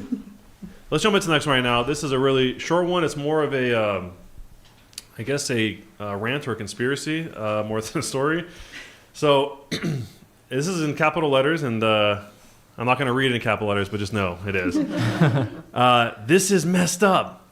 This is why I am black-pilled. Tall people literally control the world. Why the F are most CEOs 6 foot tall? There's a blank secret society of tall people controlling the world. It just doesn't make sense that a small percentage of people are tall and they just happen to be the most successful people in the world. It's over for us, bros. I'm 5'2" and I'm genetically predisposed to meth. So to meth use. So I'm just gonna Kevin give. Hart short. Wait. Let me finish this. So I'm 5'2" and I'm genetically predisposed to meth usage. So I'm just gonna give up and spend my time going into hedonism. What should I do? Go ahead. Kevin Hart short. I don't know who else is short, but honestly, that's a cap. You just gotta make some money. Make money, okay. Yeah, that's a real answer. You just gotta make some money. So, and then once you get the bread, and go find your short girl. Short man syndrome? Does he have a short man syndrome? Napoleon syndrome right there. That's what it is. But There's that's ways to rough. make you taller with shoes and other So do you think procedures. that's a good solution to wear tall shoes? Well, it's going to help him somehow. The Really? best You know, solution but is he's therapy. whining over his height and self-projecting Right. that he's not this certain way. There's bosses that are 5'2", 5'4", and they're making it win. So do you it's think just that him there being... do you think there really is a secret cabal of tall people that rule the world, like you're saying? No, I think there are a lot of Nah. short people. A lot of You short know, people. you know, not for nothing, but being tall, like when I'm in the store, they're like, "Hey, can you reach that?" Then when I was on the trains, they think I'm a pole. All right, so it's not just luxury for tall people. I can I mean, think yeah, of we a can few see people over your too. head, but you know, it's not Like Kodak always. Black There's short. responsibility. Lil Uzi Vert short. He says he'll stand on his money to be 6 foot tall. Exactly. So like, really, you just gotta get into it. He's making an Figure out excuse what for not you being love and make successful. some money. Yes. Right, he's little, so he's making an excuse like. Okay, so you think this is just It don't matter how Excuse. short you are, as long as the money's tall, you can work it out. But for him, that dude, get him an umbrella because he having a pity party for real. That Aw. whole just Yeah. Poor guy. whatever. That, And there's it short sounded girls out horrible. there. Like It he is. can find like there's short girls like He's that. 5'2", So 4'11". would you- you know? Yeah, like so. there's. Raise your hand if you would date someone shorter than you. I have. Oh well, I mean, for Depending on the chicks, I guess. circumstances. Yeah, just raise your hand tall if you would date somebody shorter than you. When I was Okay, a so teenager. 3 of you would not date somebody. Why is that? Let's start with you. I personally wouldn't because I'm already 5'2" myself. So if you're shorter than me, it's like that's too short. You wouldn't date a 5'1" guy? Probably not. Like 5'3" Really? is was my limit because I'm already super short. So Okay. it's like 5'3" is the cutoff then. yeah. What about 5'2.5"? We can't be the same height. You know Alright. what? The guy I did date, we were the same height actually, but you know, when I wore heels, I was taller than him. But that was like one of the guys that had like the Napoleon like attitude, you know, like he used to Insecure. act like big dog, and I'm like, calm down, okay? Because right here, you're looking at me eye to eye, like we can get a popping if you little want to. pup.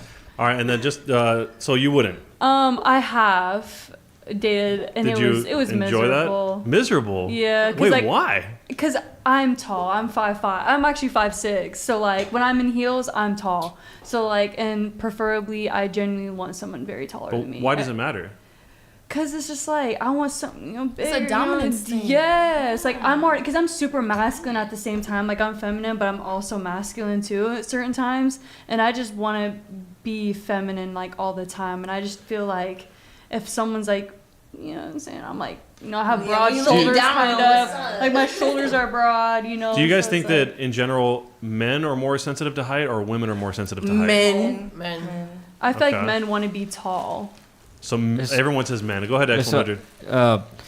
so I wouldn't date anyone shorter than me because even though I am the dominant one, it's just more rewarding to be able to dominate someone that's bigger than me. And He gonna climb that tree. You said it, yes. I like to climb things, He gonna climb that thing, okay? and if she's shorter than me, I can't do that. Dude, some guys really do like taller women though. Like it's yeah. So I mean, It's You probably like the same what you guys like to like. be stepped on, but you know. Yeah, Let's- it really let's- just depends. Let's jump into the next one right here. There's actually a companion one that goes, or not, they're a related one, but we'll get to that one in a second. So keep the tall thing in mind, and we'll come back to it. In the meantime, next story is my husband, who's a 34-year-old male, wants permission to use an egg donor outside of our marriage. I'm a 33-year-old female because of race. What should I do?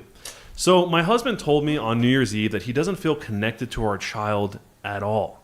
I asked him how and why, and he complained it was because of her appearance, that she has more dominant features from me, like dark eyes, darker hair. I swear, every single one of my friends and family members from my side has said that our child looks like him. She even has very light brown hair. Not that it matters to me, but just brown eyes. He told me that he wants a family member that looks like him with blonde hair and blue eyes. And I asked him if he was open to adoption, because I am. He said no. He wants to see his own features in the child. So we went back and forth until he just told me that he wants to use an egg donor to conceive a blonde-haired, blue-eyed child with his genes. What should I do? How are you gonna racially profile your own child? That's crazy. That's prejudice right there. That's insane. Especially when everyone thinks that the kid looks like him, except for in a different color. Like what? Especially that you got her pregnant. Like, you know, like everybody has their like preferred, like some people have like a preferred taste, some people don't. But like, how are you gonna do that? Like, that's just kind of like super messed up. That you gonna sit there and like and it's your judge own your offspring. little your baby. That's a little baby, baby. Like I love my baby. Like I love my baby. Like I would never like judge my baby for that. So I'm guessing he's white. No, he's black. No. Oh, I thought you were talking about. Oh, I thought you were talking about me. I was like, Good for you, girl. Yeah, I know. no, I thought you were talking about me. She better have some mixed babies. Okay. Have you guys ever seen Eraserhead? Huh? Have you ever seen Eraserhead? Nobody seen that? No. Okay, never mind. Forget about it then. Forget about But it. you know, but besides this guy being a jerk for, like, you know, doing that about his own kid, and who's to say if he has a baby with somebody else that it's gonna come out the way he wants? You know, genes go far back. You know what I'm saying? Like, my brother has brown eyes, brown hair. You know what I'm saying? Like, we look alike, but it doesn't mean that he would have came out. Like, it's just, oh man, it's like. That's messed up. That'd be the greatest karma if he like had an egg donor look nothing like him. Yeah, let him go have 18 more babies and look nothing like can't him. believe he said I would that. yell at him and say, I never want to hear that come out of your mouth again. Apologize now. Right. I'd just be really like, Absolutely. Would you be able to accept that apology? he would have to say it a lot until I believe him probably. He better really think hard and then never ever talk like You that gotta again. apologize to Yeah. the child too. Yeah, because they already No, the have child an. wouldn't hear- If the child heard that would be a Yeah, they already have an existing child. That's the crazy part. It's It's not like giving he it's, doesn't even like fully. You said that he doesn't connect with his child. yeah, he says a that counselor then. So you have some issues, buddy. That's really he doesn't feel a connection to our child at all. Yeah, I know. He At needs to get all, over like- that. At all. That's what it says. And he knows he needs to go to crazy. a counselor. He needs to get some Yeah. professional Yeah, no, help. seriously. She needs to divorce him. So everybody, Like for real. Maurice, what do you think? Do you think that she should make it work or not? I would leave him. Just even when you have a kid with him already? I feel like once you have a kid with the guy, but he doesn't accept the kid already. Like he doesn't connect with the kid, so. But there's no point. would you ever be open to him using an egg donor even though you can have a baby with him? No. I No? wouldn't. Nicole, you wouldn't either? No, and I would stay with him. He'd just get professional help. That's all. So you want to She stick it ride or through? die. He just You he wanna stick it professional through. help. I like. So Nicole, messes would you something- consider yourself a loyal person? You sound like you have a lot of these Probably would be a loyal very tendencies. loyal. Yes, because when you divorce stuff, it really affects the children. So unless it has to be so horrible and significant that you would have to, those circumstances, he just needs a little help. Maybe Yeah. for a 72-hour-old, he must be extra crazy in there. 51, 50 him. Yeah, he's gonna get a little extra help. He'll But be he fine a when he comes grown back. man at the same time. Like when you hit like a certain age, I think it was like 25, 26. Like once you hit past that, I think like pretty 30 much. now. I think 30 is the Maybe age, she might be 'cause right, but to a certain extent, like when you hit a certain age, like that's kind of who. Like yeah, you change over time, but there's a baseline of who you are, and I feel like that's just Yeah. who he is. Like he's not gonna get past that because it's a kid, it's innocence. Like and that's like God. You feel me? So it's like you're that's like unholy to me. Actually, Go I ahead. have a story for this. I'm the first Oh. generation of biracial children on my mom's side of the family. Like they're all German, Irish, blue eyes, blonde hair, red hair, whatever. And so when I was the first grandchild born, mixed race, everyone loved me, like they were all goo goo gaga over me. And like they learned to accept my dad because, they're kind of prejudiced at first too. I'm not going to lie. Like my side of the family, they're a little different. They're, very like liberal, like very, on that side. So like I grew up being loved. I didn't really face any like prejudiceness or anything until, I went into like my peers, like outer, like in school or whatever.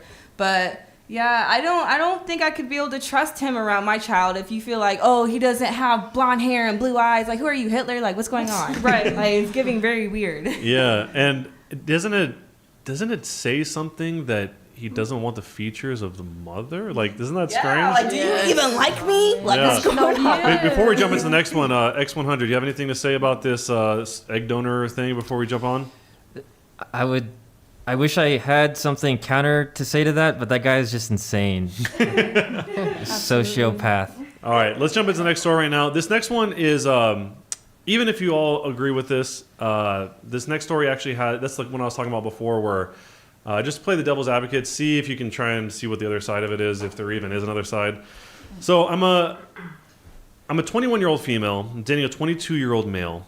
And the guy that I'm dating is learning ASL, American Sign Language, from my brother. But my friends think it's creepy. How do I proceed with this? So I've been dating this guy for 5 months. He met my family 2 months ago and befriended my brother, who is deaf. The two of them have been gaming with each other ever since. The guy I've been dating has apparently been learning ASL, American Sign Language, to communicate with my brother better. However, my friend said that this behavior is obsessive, emotionally manipulative, and downright creepy. How do I proceed with this? So I know sign language. Like, I took it in high school because I got kicked out of Spanish. I won't say what I said, but what's creepy about it that he's always talking with his hands? Because I'm Italian, that's what we do. I think. I think what they're trying to make on the other side is that like he's over investing into the family. I think that's the point they're trying to make. That he's like sort of trying to ingrain himself. That's how I take it. I don't know how else to interpret this. But you would want that in somebody, like. But the friends don't, The and that's friends the don't, problem. And they're not exactly. backing. They're just they're being malicious. And so I would just get a shirt like you're my number one now, and you guys that were my number one suck. So why don't you learn the sign language that this guy's trying so hard with? So I appreciate that. So So they those don't friends like are- that he's trying so Yeah. hard. Yeah, I think they think it's weird. They're like, he's a weirdo. They call him emotionally manipulative for doing this, obsessive, and downright creepy. Those are the three things they call him. That's a lot. As a Yeah. devil's advocate, I'd say the only, like, thinking of, like, the other perspective, because I don't think that's weird at all, is, like, why are you trying to get so close to his brother? Like, you're trying to make it so she can't leave you or something. Like, that's the only way I can think of it on the Yeah. other side, you know? That's a good way to win somebody over. If I saw somebody, I'm like, Yeah. you are it. You're trying to get my little brother attached to you so you can't leave. That works for me. All right, let's jump into the next one. The next one is this one's new to me. So, am I the jerk, or in this case, am I wrong to stay with a wife who occasionally... Let me start this over. This is surprising. Okay. Am I wrong to stay with my wife who occasionally strikes me? I'm a 49-year-old male, and I've been married for 13 years to a wife who is in most ways a wonderful partner, smart, organized, a good mother to our 2 children, 10-year-old daughter, 7-year-old son, generally respectful and not overly controlling. We've been on wonderful trips together. However, she is a bit high-strung and does deal with a hot temper. And when she gets mad about something, she will occasionally strike me. Now, not all the time, but sometimes, say a few times a year. So, am I wrong for staying with a wife who occasionally does this to me? It sounds funny at first, but it's hard for a guy to speak up about domestic abuse. And that's really hard too, because when I was in law enforcement about 8 years ago here, I did respond to a lot of domestic abuse, domestic violence, and it was mostly women where guys would batter them. But there are a handful of guys that also had that, and it demasculates them if they try to speak up for it. I don't know what the strike is. Is it? I know it sounds like a cop. They know. Open hand, closed fist. What is she striking with? This and that. Okay, well, that and is she doing it in front of the kids? And she's out of control. She probably needs to. I'm always say go to counselor. I don't know what to say. She needs to smoke some herbs or pop a little That's zing. it. Yeah, but She from the probably perspective feels of it's the- okay to hit him because it's a dude. Yeah. But again, There you you know, go. I told you where I used to work, and it's still a domestic abuse, and but again, they don't see it as they don't want to say, hey, my wife beats me. I think it depends because if she's like, if I was in a relationship with someone like Ronda Rousey and she hit me occasionally, I would be scared. I would have issues and I probably wouldn't report it to the police. But if the guy's like John Jones, like 6'5", 250 pounds, and then his girl is like 5'2" and hits him occasionally, I don't know if that's really a problem. That is a I feel like problem. it's a snowball effect. It could be a closed fist, open hand one day, and then a freaking knife the next. You Yeah. know, like it's a very tricky situation. Wait, so Nicole says it is a problem. So Absolutely a go problem. continue with that. So if someone's a bigger size and just you, they should be able just to take whatever's come to them. If the woman's only like 5'2", it's fine. Is that what you're saying? I just want to be clear. Yes. And so it's okay then if you're with somebody that's maybe 5 foot with you, and so they could smack you around. I mean, It no, depends. If it's open no, fist, no, if it's that closed depends fist now. No, or it open, depends. I don't know. It depends. There's a lot of No, variables. it depends now. Okay, that's what I thought. So could you trust somebody who did this to you to be alone with your kids all the time if it's doing it to the point where it's hurting you so bad? Like, because if they're doing that to you, wouldn't they be doing quick that to to your hit. kids? And she's quick to hit, so Yeah. And it depends on the circumstance too. What was the guy? What was building up to where she couldn't take it anymore, and then lashed out? So what's happening in Right, that like, is it- relationship? yeah, What's see, happening that's- to build it to that? If it's only once or twice, something's happening that we're not knowing the whole circumstance. And Right. regardless, so it shouldn't be done. is he verbally abusive and then she just had enough, or is she just a little firecracker and she's like, I'm gonna beat Doesn't you? sound like it could be know? more. So Yeah, there must and, be more. And it's strange to how it. he's characterizing it by saying occasionally it happens. But she's a wonderful partner. She's all these good things, and then this. But I guess, like, what is that teaching the kids, too? If the kids are seeing this happen and they're going, oh, daddy is getting... that there's problems. Yeah. That need to be- Even They learn from that. Even then, the first time that she ever struck you, like that should have been a boundary, like laid down right there. Like you're not gonna start this, because like I said, like that's a slippery slope. Like it could be a hand one day and then like a weapon the next. Like it's very dangerous. Yeah, especially for the children, and especially kids like look up to you. They learn everything from you. Like every single little movement that you do, you think your kid's not looking. Oh, they're looking at you. And then So- like, what happens one day? She strikes him, and then he strikes back. Like she's gonna cry wolf, and he's gonna Right. go to jail. Like it's a messed up. yeah, Especially kids if he's kids bigger, are very it's gonna- sensitive. Yeah. Not saying it's different without the kids, but you can't be doing that around children, man. Like if you guys are gonna fight, take it somewhere else. Like don't do that in front of the children. Yeah, I man. know. I grew up in a household like that. I grew up watching my mom get, beat up, and it was scarring. I remember the first time my mom was like, "Call 911." I'm like, "What's the number?" Like I was so young. I'm like, "What's the number?" I don't know. That's sad, girl. Yeah, I know. It's messed that's up. I rough. still carry that to this Yeah. day. Like I grew up in a violent home too, believe it or not. So I definitely know it like, affects you it later on, does. all the way. Cops coming in and out all the time. Like Yeah. cops are at my house 24. So do you think the reason this guy is doing this anonymously, like submitting this anonymously, is because he's embarrassed? Like he doesn't Or want maybe to talk want about it? suggestions. Yeah. What would you do? Right. I'd look it up and probably go to a marriage counselor and be like, hey, this is happening, and what are the tools, and what am I doing? That takes two too. So it can't just be. It just seems there's more that we're missing in the whole circumstance. Yeah. But regardless, they do need help with whatever's going on because it is getting violent. So Yeah. I guess like we all speak from personal experience, and if you grew up with that and it shaped you in a way that was negative, obviously this is very bad. But my personal experience, having been with someone who's hit me twice, the first time was kind of like, whoa, that happened, but I wasn't like ever like afraid. The second time was with the glass, and it shattered. But again, I was never really afraid for my safety. And to be honest, like I think you said it, I kind of escalated it. I made it worse. And if it's happening in this story, it sounds like it's happening multiple times per year. I learned my lesson after the two times to not say certain things and just kind of be more thoughtful.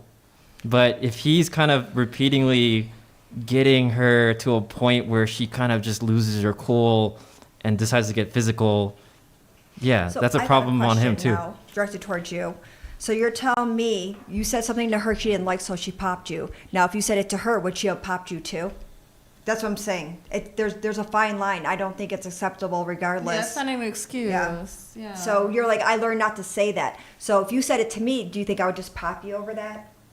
Does that make sense? You're saying it's okay then because you said something and you got abused over it. I think I don't. that both sides probably need to work on themselves, obviously, because like verbal abuse is a thing.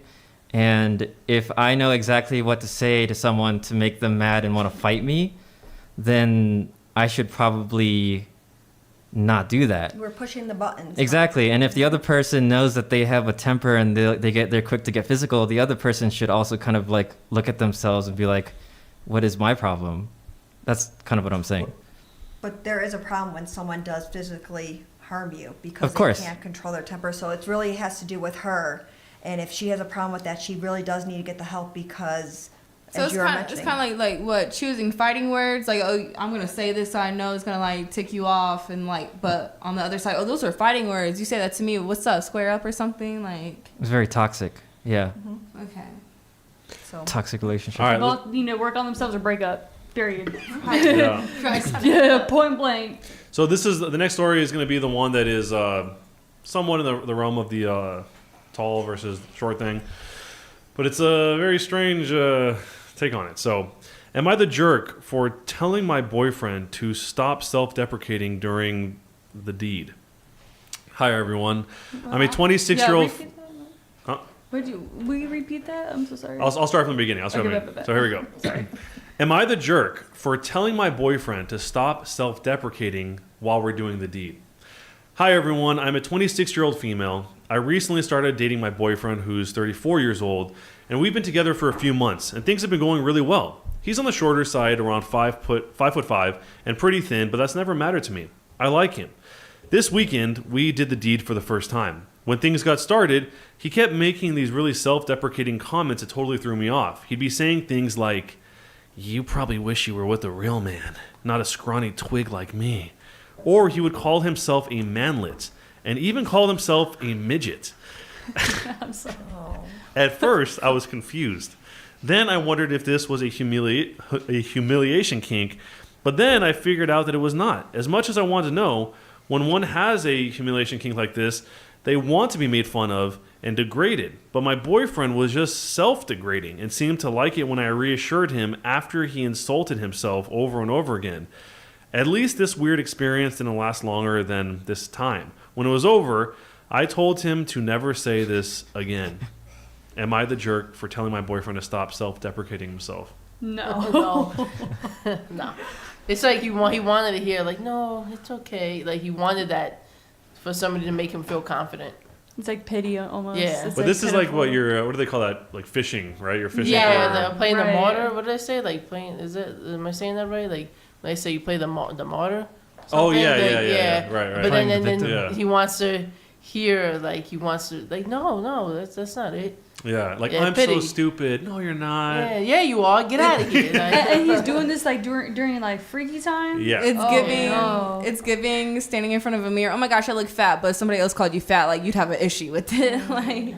I mean, it's like different if you say it like not during that time, I guess. But, like when you guys are trying to get in the mood, it's like what? No, like how am I gonna be able to get in the mood? Because at that point, you're turning me off. Like, stop saying that. I'm not gonna be able to, you know what I'm saying? Like, that's what I'm saying. The masculine Unless I can energy smack some sense into you at the gots same to come into time. that play where they gotta be in control. Really make So- that move happen. If they're not making it happen, they ain't gonna make it shake. I mean, what causes somebody to think this? Because it seems like it's an obsessive... habit. yeah, because he's saying words like manlet, calling himself That's comedy. either somebody Scra- said it to scrawny him in the twig. past, Yeah. I Yeah, think oh, so. maybe that's... or Yeah. He's just, he hears and he just like wishes he was. He's trying to be funny. It's giving cluck. It's giving cluck for sure. I would say counselor. Or Another not cluck, counselor cuck. one. Oh, I thought that was a new term. No, cuck. He's trying to be funny. Wait. I'm sorry. Yeah. I'm sorry. So in other words, what would you do if this was your boyfriend, your girlfriend, whatever is the case? Would you help them through it? Counselor for that one too. Counselor. Okay. Let's say you were the only option to help. What would you say to them? But then we would look it up together and get an online counselor so I can see in person what's his issue. It's probably deep routed. I don't know. That's Maybe it's like what is that word? Like a. Can we do a reverse thing on him maybe? And I'll start saying some weird stuff next time so he's like Like, oh, yeah, freaks you're a out. big Say, do you man. like that? Do you like it? Because I didn't like that other time. So how do you like it? It's I don't probably know. like a weird kink too, if you think about it. Like he probably like it, and that's kind of weird. So Yeah, I think So if my man said any of that, it's donezo. I'm out the door for Yeah. surely, and you know that. Like, come on, bro. But you know what? It's kind of giving at the same time, when you're doing the deed, like, oh, whose pee is this? Whose pee? Mine, not yours. Like, I don't know what you want me to say to that. It's mine. She probably just want to be hyped up, X100. Do you want to say something? Oh no, I thought it was a kink thing that you were talking about. This was a story about No, someone's kink. that's what the whole point of the revelation is, that she says it's not. She It's says not? she thought it would be, but it's not, because the sentence is, it's not because he seemed to like it when I reassured him of the opposite. So it seems like Jen was saying, that it's sort of like becoming the martyr and sort of like going down. I don't know. I think the Strange. question that she has to ask herself is that does she really want to work that hard for this guy to build him up, because that's a lot of work. Yeah, Yeah. does she It wanna can be deal with done. That forever. And this one actually, this story actually ties into the next one in a way you'll see. So this guy says men's mental health isn't taken seriously. Whenever my 37-year-old, I'm a 37-year-old male. Whenever my partner, a 38-year-old female, is a little down or upset or whatever, I give her a hug. I ask her what I can do. I make her a cup of tea, whatever. No prompting. I just do it. Today, for the first time, I told my partner I feel particularly low, to the point that I don't want to wake up anymore. Her reply, what am I meant to do with that information? I was just speechless. What do I say? What do I do? She needs to give him some tea and a hug first. Well, this is him telling his point of view. I know, but when she's down, that's what he thinks makes her better. Maybe that's what she needs to start with. Yeah, I think he would have a lot to say what she would do, but he's asking what would he do, because he's powerless, I guess, to have her. Because she just told him, what am I meant to do with that information? So that's a lot of information, and not want to wake up. 72-hour hold for him. Sorry, I used to be a cop. 72-hour hold. 2-hour hold. She Mental said, evaluation. Put him in the pen. Put him. Well, That's gonna make him more depressed, don't you think? you know that. I Yeah, guess watch he will yourself hold it in. Man. No. There's a lot of guys, and they have to tough it up. A lot of them were shared not to cry and just to suck it up, because that's what they have to do. But what I don't know. Finally saying that he doesn't feel like waking up all of a sudden, just drops on her like that. What is she supposed to do? So he's just really depressed. Is that the moral of the story? He's saying that basically whenever she's upset or down, he does all these things to help her. For the first time ever, he feels down, and she is basically saying, "What am I meant She to? can't What am do I supposed it. to do about that?" She needs to be there for him. You know what I'm saying? Let him talk about what he needs to talk about. At this point, you should probably know what your man needs. What he likes. So do what he likes. Try to be there for him. Like, hey, babe, like, you good? Like, talk to me. Like, you can talk to me. You can trust me. This is a safe place. He needs to be up. But if he's not letting himself open up, that's gonna be hard for her. He has to be willing to open up to her and explain himself. Because if someone's like, "Are you okay? Are you okay? Are you okay?" and they're like, "I'm good," it's like, well, at that point, I can't really help you because you're not even willing to express what you need. So, Well, it sounds like he's trying to communicate with her, but she's not really interested. But he did kind of come at it in a very extreme way. Because if my man's coming to me like, yo, like, I'm really upset, and I'm like, sorry. Like, do I love him? Do I want him to be okay? That's kind of a question that she needs to ask. Like, why aren't you willing to go that extra mile to make sure his mental health is okay? Like, that's kind of like selfish to me. Well, yeah, you I think can't- there's a lot that he would have her do, but the question is, how should he handle this? Because he would have her do everything that he would do, basically. Just do what I do, and that's pretty good. But the question is, what does he do? Because he's expressing to her, I feel really bad today, like extremely bad, and she goes, "What am I meant to do with that information?" Is the quote. So what is he supposed to do? Yeah, he's asking people how he can't mind control her. Oh, he's asking the question. Yeah, he's asking the question because he can't mind control. He can't make her do stuff. He's asking, "What do I do?" Because I already tried opening up to her, and she's like, She's not. Then he need to probably exit. No, Definitely. Just straight up say, "What's up?" Like, Yeah. when you're down, I'm always helping you. Yeah, So like why communicate. can't you give that back? But it Or- seems like he's already communicating. He's trying to though. communicate. Like he's already Yeah. communicating, and she's not putting in that effort. Then honestly, bro, like she probably don't really love you like that because she should really be out there helping you too. but some people don't know how to help other people. They can't even help themselves, and you can't change what you don't acknowledge. She's not ready for a relationship I don't know. then. So that's a great point, Nicole. And also, how would you answer this question literally? So he's telling her this really intense sadness thing. She responds with the exact sentence saying, "What am I meant to do with that information?" How would you answer that question literally? What would you actually say to that? Once my they, God. well, then you're gonna have to write it down, and you're gonna have to discuss why. Why? What do you mean you can't handle? If they can't, then he's gonna have to go to somebody else because she doesn't know how to process it, and she doesn't know how to help him. She's only had him help her. It seems Right. like, Yeah. and now it's him that needs the help, but she's never had to do that before, as far as I know. Yeah. So how are somebody going to be able to comfort or help somebody when they haven't had to do that? They've always had it the one way. Yeah. That just seems so careless to me, low key. So Like, what do you guys think about the original premise, which is men's mental health isn't taken seriously? Do you think that's true? Exactly. I She's think all not mental taking him health, though. seriously. Yeah, It's I don't- it flat out. She's not. She's not taking him seriously. Like, imagine you going up to somebody and they're like, "What am I supposed to do with that?" That's so blank. Like, that's Yeah. so heartless. That's so emotionalist. Like, she don't care for him like that. It's right. That's what I'm saying. People need to be aware of energy. People need to start tapping into that source because it's like you're gonna be oblivious and you're gonna run this extra mile for this person who really don't care for you. Or Yep. doesn't know how. So he probably need to be like, either you need to like step in, or honestly, I can't be with you because my mental health matters too, not Right. just yours. X100, do you have a take on this? Do you think men's mental health is taken seriously or not? I can't. I mean, I don't know my personal experience, and I think it just kind of depends on the person.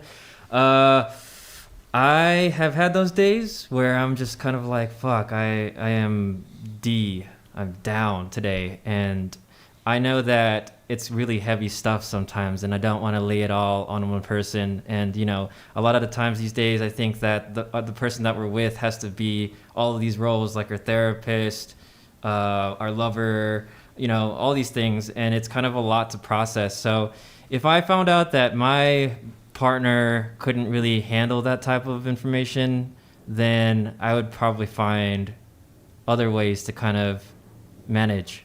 Do you think it's weak to cry in public for a man or a woman? I cry. I mean, if I have to cry, I'm gonna cry. Like, I'm not gonna stop myself just because I think other people are gonna think I'm weak.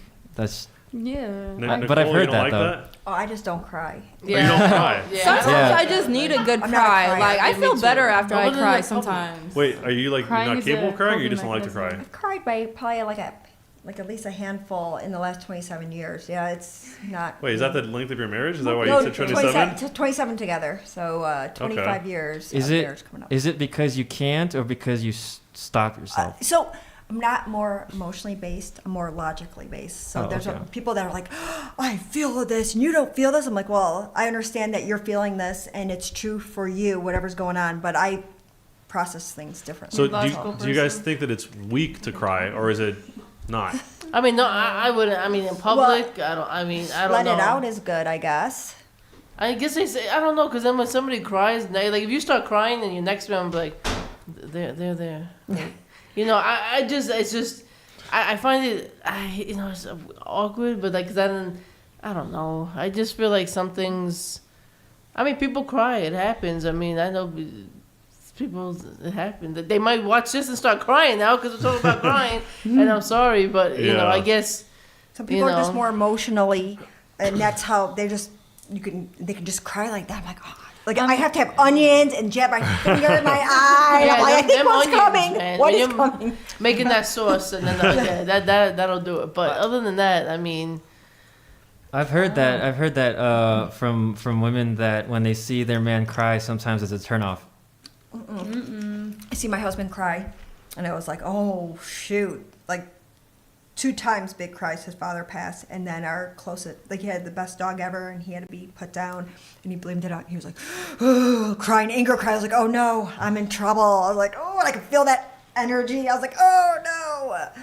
So no, sometimes there's too much that takes on, shock to the core, and it just gets let out, and it's okay. And if people say, no, don't cry, don't listen to them. Sometimes you just have to let it out. You've been strong for so long that you just have to let it out, and it's okay to let it out. well, I don't want to see my mom, my brother, or my wife cry, because I guess people you care about. Well, I guess I care about my brother. Oh man, but no, I'm always like fighting with him. It's funny, but like you know, so I guess, but like. It's just weird, I guess, when you see somebody you care about. Because my dad was, you know, like a big Italian dude, and he was sensitive. And then, you know, but like, I don't know, man. Just, I don't know. This is weird. I'm actually like a I think logical crying. person too, though, because I'm a Libra Scorpio cusp. If you guys are into that that, all means? yeah. Oh, Yeah, so, see, I don't know what, like, I'm Scorpio. I hear we just are so mean. I don't Scorpios know. are pretty like, because I don't fully base everything off the zodiac. Look it up, but I feel like it does kind of play. You're Libra. So Yeah, is you- that what on I the am then? 19th, you're Okay, Libra. Yeah. don't tell me what. Oh, but you actually a cusp too. That's why you're logical. But you're emotional too. You have emotion to you. You know, But- I like crying. I'm not gonna lie. I feel like I got a load off. No, I'm crying. Sometimes I just need to cry and I feel better after. I think it's because I cried. Yeah, I cry do over cry, stupid though. things. I was just telling her one at a last time. night. One at a time. Wait. Pause. One at a time. There you go. Yeah. Go ahead. I cry over a lot of random things, especially when I'm around my period. I get super emotional. So I was just telling my friend Raja the other day. I was driving on the highway, heading to pick her up, and there's a semi next to me. And I was thinking, I'm like, what if this semi took me out right now? I was like, my friends would cry over me. And then I was like about to start crying. I'm like choking up. I'm like, let me stop, because I'm like. Have you ever had a moment where you, no matter how hard you tried not to cry, you couldn't help but cry? It's Yes, the frog in the throat that hurts the most. You're like, I personally, I should be hate hurting. crying. Like after like my dad passed, I'm like, damn man, yo, my dad died. I ain't crying after anybody else dies. And then you hear bad news, and I'm like, damn it, you know. And then it's like, but you know, then like I don't know, because even during my wedding vows, when I mentioned my dad, and it's mad people, because I'm the comedian, I'm on stage telling jokes, but I could get on stage in front of thousands of people to tell a joke, but I'm in front of like 50 people being personal, and I'm like, oh man, there's people here, you know, and then it's oh, stop. See, that's just like, oh, you know, so it's a subject, but this was the whole men's mental health thing we were talking about. Yeah, right? yeah. So Yeah. like again, like people, because men just have that whole stereotype, like you gotta be a tough dude, you know, but my best friend, he's a sensitive dude, you know, and you just, people can't help how they feel. Yeah. Don't stop crying though. It's No, okay. I'm sorry. But like, I just feel like if mental health, like, you know, take us, you know, male, female, dog, cat. Take you it know. Mental seriously. health It's matters. I mean, it's It really a do. serious thing. I'm the type of person, if I see someone cry, I'm going to cry. I don't even know what you're crying about, but you're crying. I have that, but for vomiting. Oh, do you? I feel that. Ooh, weak stomach. Justice, what was your time when that happened to you, when you didn't want to cry and it just happened? Oh, a lot of times. A lot. I can't really think of one. Really. Yeah. I actually cried the other day because I was at Walmart for like an hour and a half, and then I thought. It was just too long. Oh, she's pregnant too, Yeah. so you gotta keep that in account. You say pizza, she's crying. Yeah. Like, you know. Don't say peace. I don't want that. But yeah, I was like there for like an hour and a half, like grabbing all this stuff, and miscommunication happened. I had to like put everything back, and then I was like crying in my car, and I was like, I miss my mom, because like all my people are in Utah, and I like came out here like by myself, so I was like crying. But, yeah, I cry all the time though. I really do. But sometimes it's good cries though, you know, like. Yeah, no, I left the DMV the other day. I cried after I registered my car. For a minute, you gotta shed a tear or two, like. Yeah, but crying is a good thing. Like, people need to cry. Like, it's like, you know how, like, rain, you know, it's like rebirth, you know, like, technically, like, when you cry, like, you reset yourself, you know, like, that's why people, like, when they hold stuff in, they could potentially, like, release it in a negative way. But someone like you, or you cried before, and guess what? It's overrated. I No, still felt you crappy hate the afterwards. feeling Yeah. following the Didn't crying. matter. That's what it is. Wait, water's wait. a very cleansing thing. Nicole, so. when you cried, were you trying to resist it at all costs and you just couldn't help it? It just ended up Yeah, it was weird. I'm like, and I'm crying. I'm like, okay, I'm just gonna let it out because it's personal space. Nobody saw me anyway. Yeah. But then I was like, afterwards, I'm like, oh my gosh, I still feel like crap. So this was a waste of tears You know- and salt. I'm gonna have to. You know what makes you actually feel better? I hate to say it. Like, you know, some people cry when they're angry or something. Hitting something, Oh. you know, and then I know, like, I mean, That's what that girl does in the other story. hit something. The Should I one- hit something? You The said? girl in the story with the husband. oh, but no, she hits people. You know what I'm saying? So like, I should tell hit, people. I have a punching bag now for my son. Listen, like when the Yankees lost, my my wife's like, "Hey, what happened to the remote?" I'm like, "I think the dog knocked it down." You just get that anger, but then I feel better. Like, I mean, feel not bad. better. I'm still sad they lost, but I'm just saying, like, like you just for me, it's like, bam, you hit something. Okay, I feel a little better. Crying, you gotta sit there, you gotta blow your nose, you gotta wipe, and then you're still. I don't know. And then I feel like that won't make me feel better. All right, before we jump into the next one, Marisa, did you have anything to say about that? Have you ever been in that situation? Have you ever cried in your You whole cry? life? I cry a lot. Too, Oh, you do? So, yeah, I'm a crybaby. What was the last thing that made you cry? Probably like a TikTok. I'll be watching TikTok. Which TikTok? If I see like animals or like someone helping somebody or just like anything like that. I'll Do start. you ever, so cry, you're sweet you ever cry. cry in those videos where the dad comes back from like the military and Oh, like yeah, those I knew too. it. I I knew it. I could tell. Yeah, that's edibles too. All right, Yeah. all right. Let's jump into the next one right here. This one is more of a kind of a confession sort of story, or a profound moment. I don't know what this is. You determine what it is. Being an ugly woman is the worst punishment I could have ever been given. I have read so many comments on so many different subreddits, and I've heard so many TikToks that most people aren't truly ugly and can glow up by doing different things. But I am one who is truly ugly. A pig with a wig. No amount of weight loss or skincare or makeup is going to fix my asymmetrical eye shape or my bulbous nose. Nothing is going to change my buck teeth. Nothing is going to change the bullying and horrible names that I get, or how I get treated as a lesser human. Nothing will change the fact that I will most likely never have a relationship. I'm always the ugly friend, the ugly family member, the ugly daughter. How do I go on? Being an ugly woman is the worst punishment I could have been given. Personality. She doomed herself right there because confidence is key. It don't matter how ugly you think you are. Really, the beauty's in the eye of the beholder, you know. And if you're confident in yourself, like there's nothing else stopping you. There's somebody for everybody out there. There really. is. Do I was you gonna guys say think that. that life is harder as a very ugly woman or a very ugly man? If you had to choose one, let's say the default is they're the same, but if you had to choose one, which one would be worse? If you had to choose which sex is worse to be ugly, Yeah, the exact same I level wanna- of I ugliness. think it's harder Chick. being cute, A to chick? be I honest. guess a chick. Because, I agree with Wait, you on hold that on. one. Pause everybody. Let's let Jen No, says. I guess a chick because, it's more. That's the whole thing about like women, like the beauty, and then men are handsome. I don't know. I think there's just a little bit of a difference that, I don't know. I mean, I think for a woman, like it would be worse, ugly, but I guess I'll ask a question like this: if somebody were to get into a very unfortunate car accident and their face was destroyed, who would be able to bounce back easier, if at all, the man or the woman? in No, that situation? that's a whole different. Yeah. Now that's like a. I mean, if I had to. This person got Yes. bullied a lot too, as you recall. A lot of name calling, so they already have it inside. They And have to it's- upload pictures too. I want to see what this chick I don't looks like like. They'll never do that. They'll never like- do that. Yeah, but yeah, I mean, it is. Don't So bully, what- but Too ugly, too pretty. You're gonna get picked on either way. I'm gonna people tell you get picked each on. side. Yeah, I mean, people get picked on whether you're ugly, pretty. Yeah, you're right. Yeah. But she needs confidence.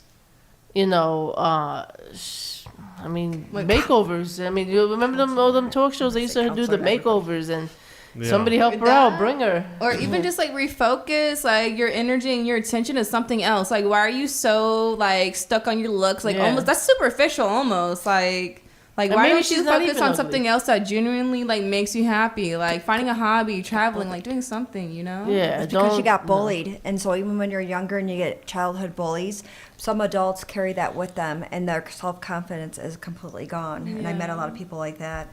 And it could be the other way too when you said very pretty people will pick on you for that too. So you can't win. We're all different. Yeah. We're all different shapes and sizes. We all come from all different backgrounds, all different everything. So you have to embrace what you have for yourself. And when you get to your 40s, I think you care less. I don't think you care as much anymore. Like, good for you. Feel that way. You take that over there. We don't care anymore. And like you said, there's somebody for everyone. Because I've seen some funny looking people. I'm like, oh, you're married. I was like, oh, all right. So it's true. It's true. There's somebody for everyone. So X100. chin up. Do you think its life would be harder for a very ugly man or a very ugly woman? And you can't say both equal. You have to choose. Definitely a woman. Okay, why?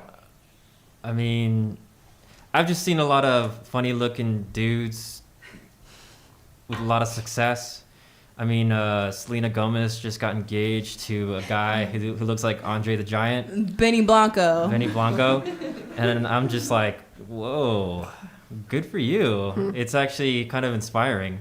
And And dudes don't wear makeup. Chicks are Yeah. always like, I gotta, my wife, you know, like, thank God, like, my wife's not somebody who needs makeup. But, you know, you gotta get out the car, I need some foundation.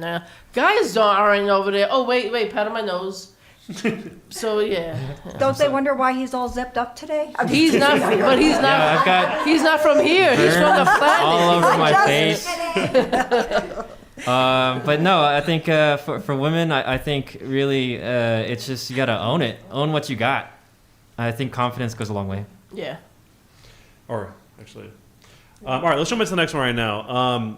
We got this is a quote. So the quote was, I guess they're retelling this. My boyfriend told me I was everything he wanted in a partner, and I told him I loved how safe he was, because I had a habit of choosing bad boys and athletes who were fun but unpredictable. But now I wanted someone who would be a good father and have a steady job. When I told him this, he immediately packed a bag and left. Why do you think this happened? He has an ego. He wanted to be the bad boy, but he's not. He's the safe guy. And safe guys always usually win with women that want to be with them.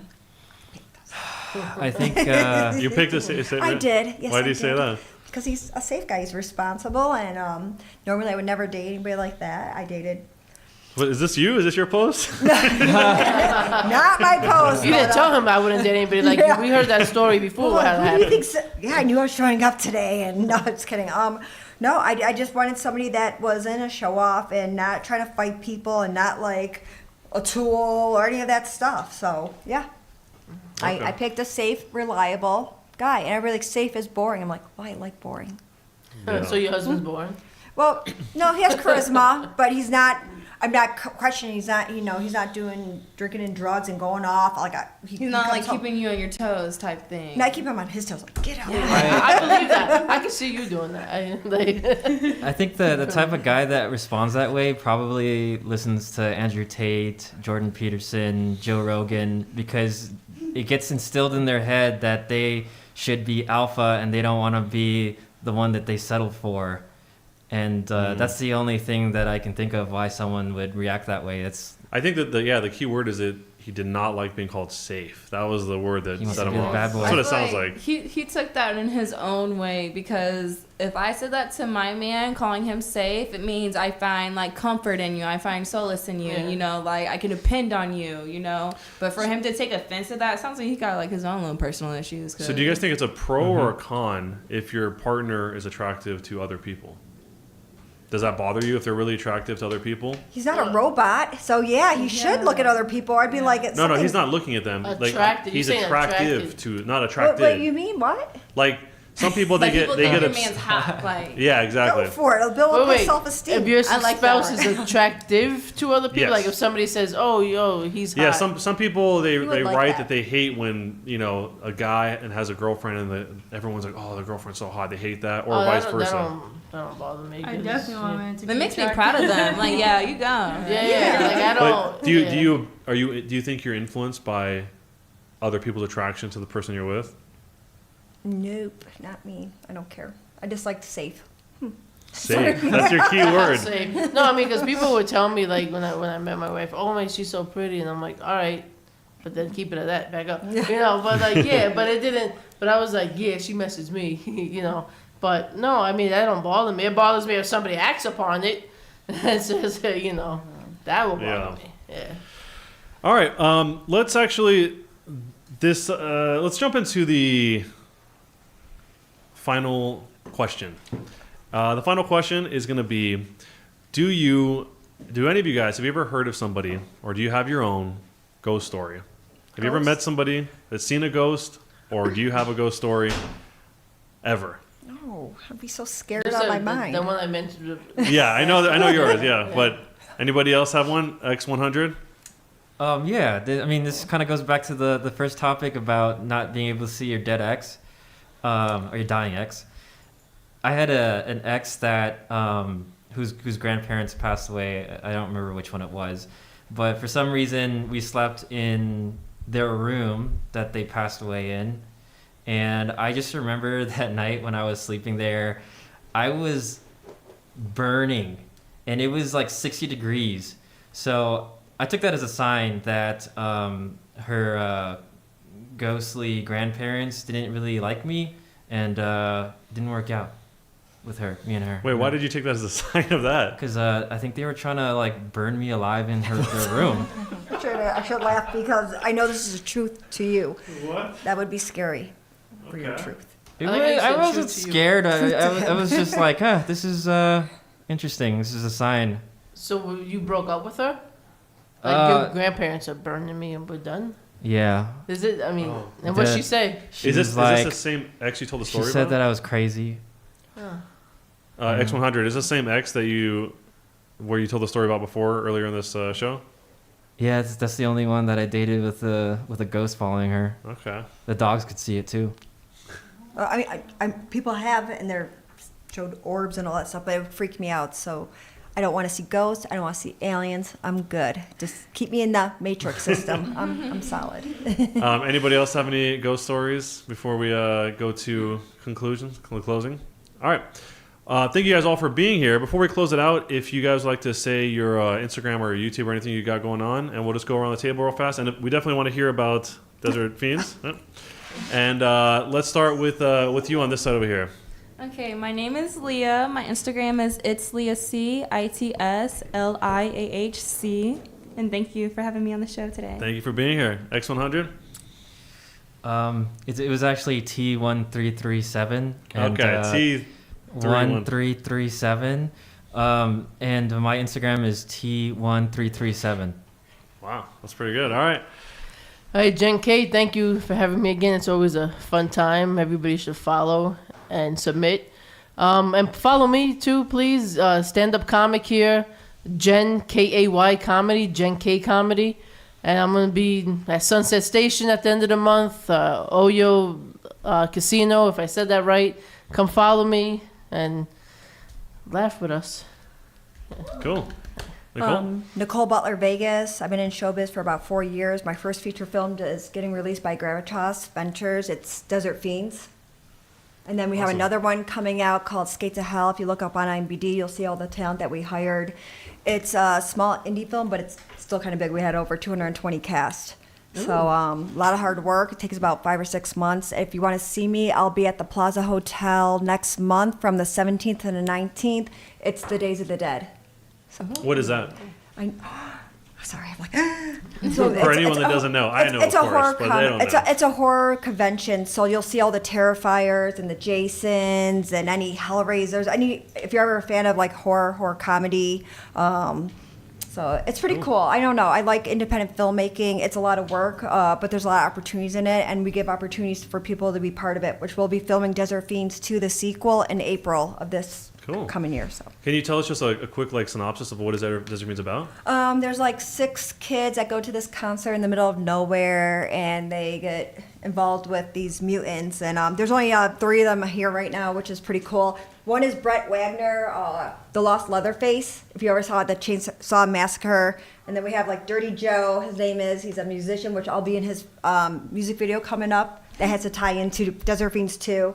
And then I can't tell you what the names are until you see it because it'll give it away. I'll say it off this, but he's Jeff Webb. And there's some good people. We also have Zach Vasquez, but he wasn't in this particular one, which are good talents, fun people. I just love the creativity. So I love meeting people, comedians, singers. We all come together to put something fun that everybody can see. So I want to say thank you to Garbage House Ventures, and Sean C. Phillips is the director, and also his brother, Ethan Phillips, because they are the ones who helped.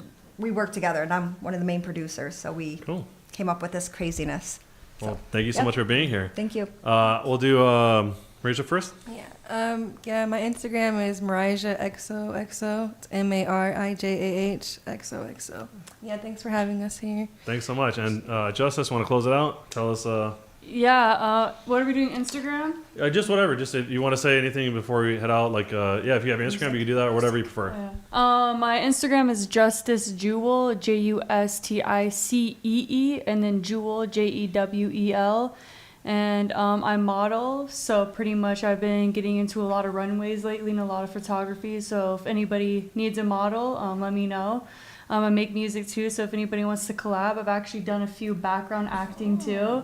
So yeah, if anybody's interested in having me on their show or anything like that, hit me up. And God bless, and stay prayed up, and much love to everybody, for real.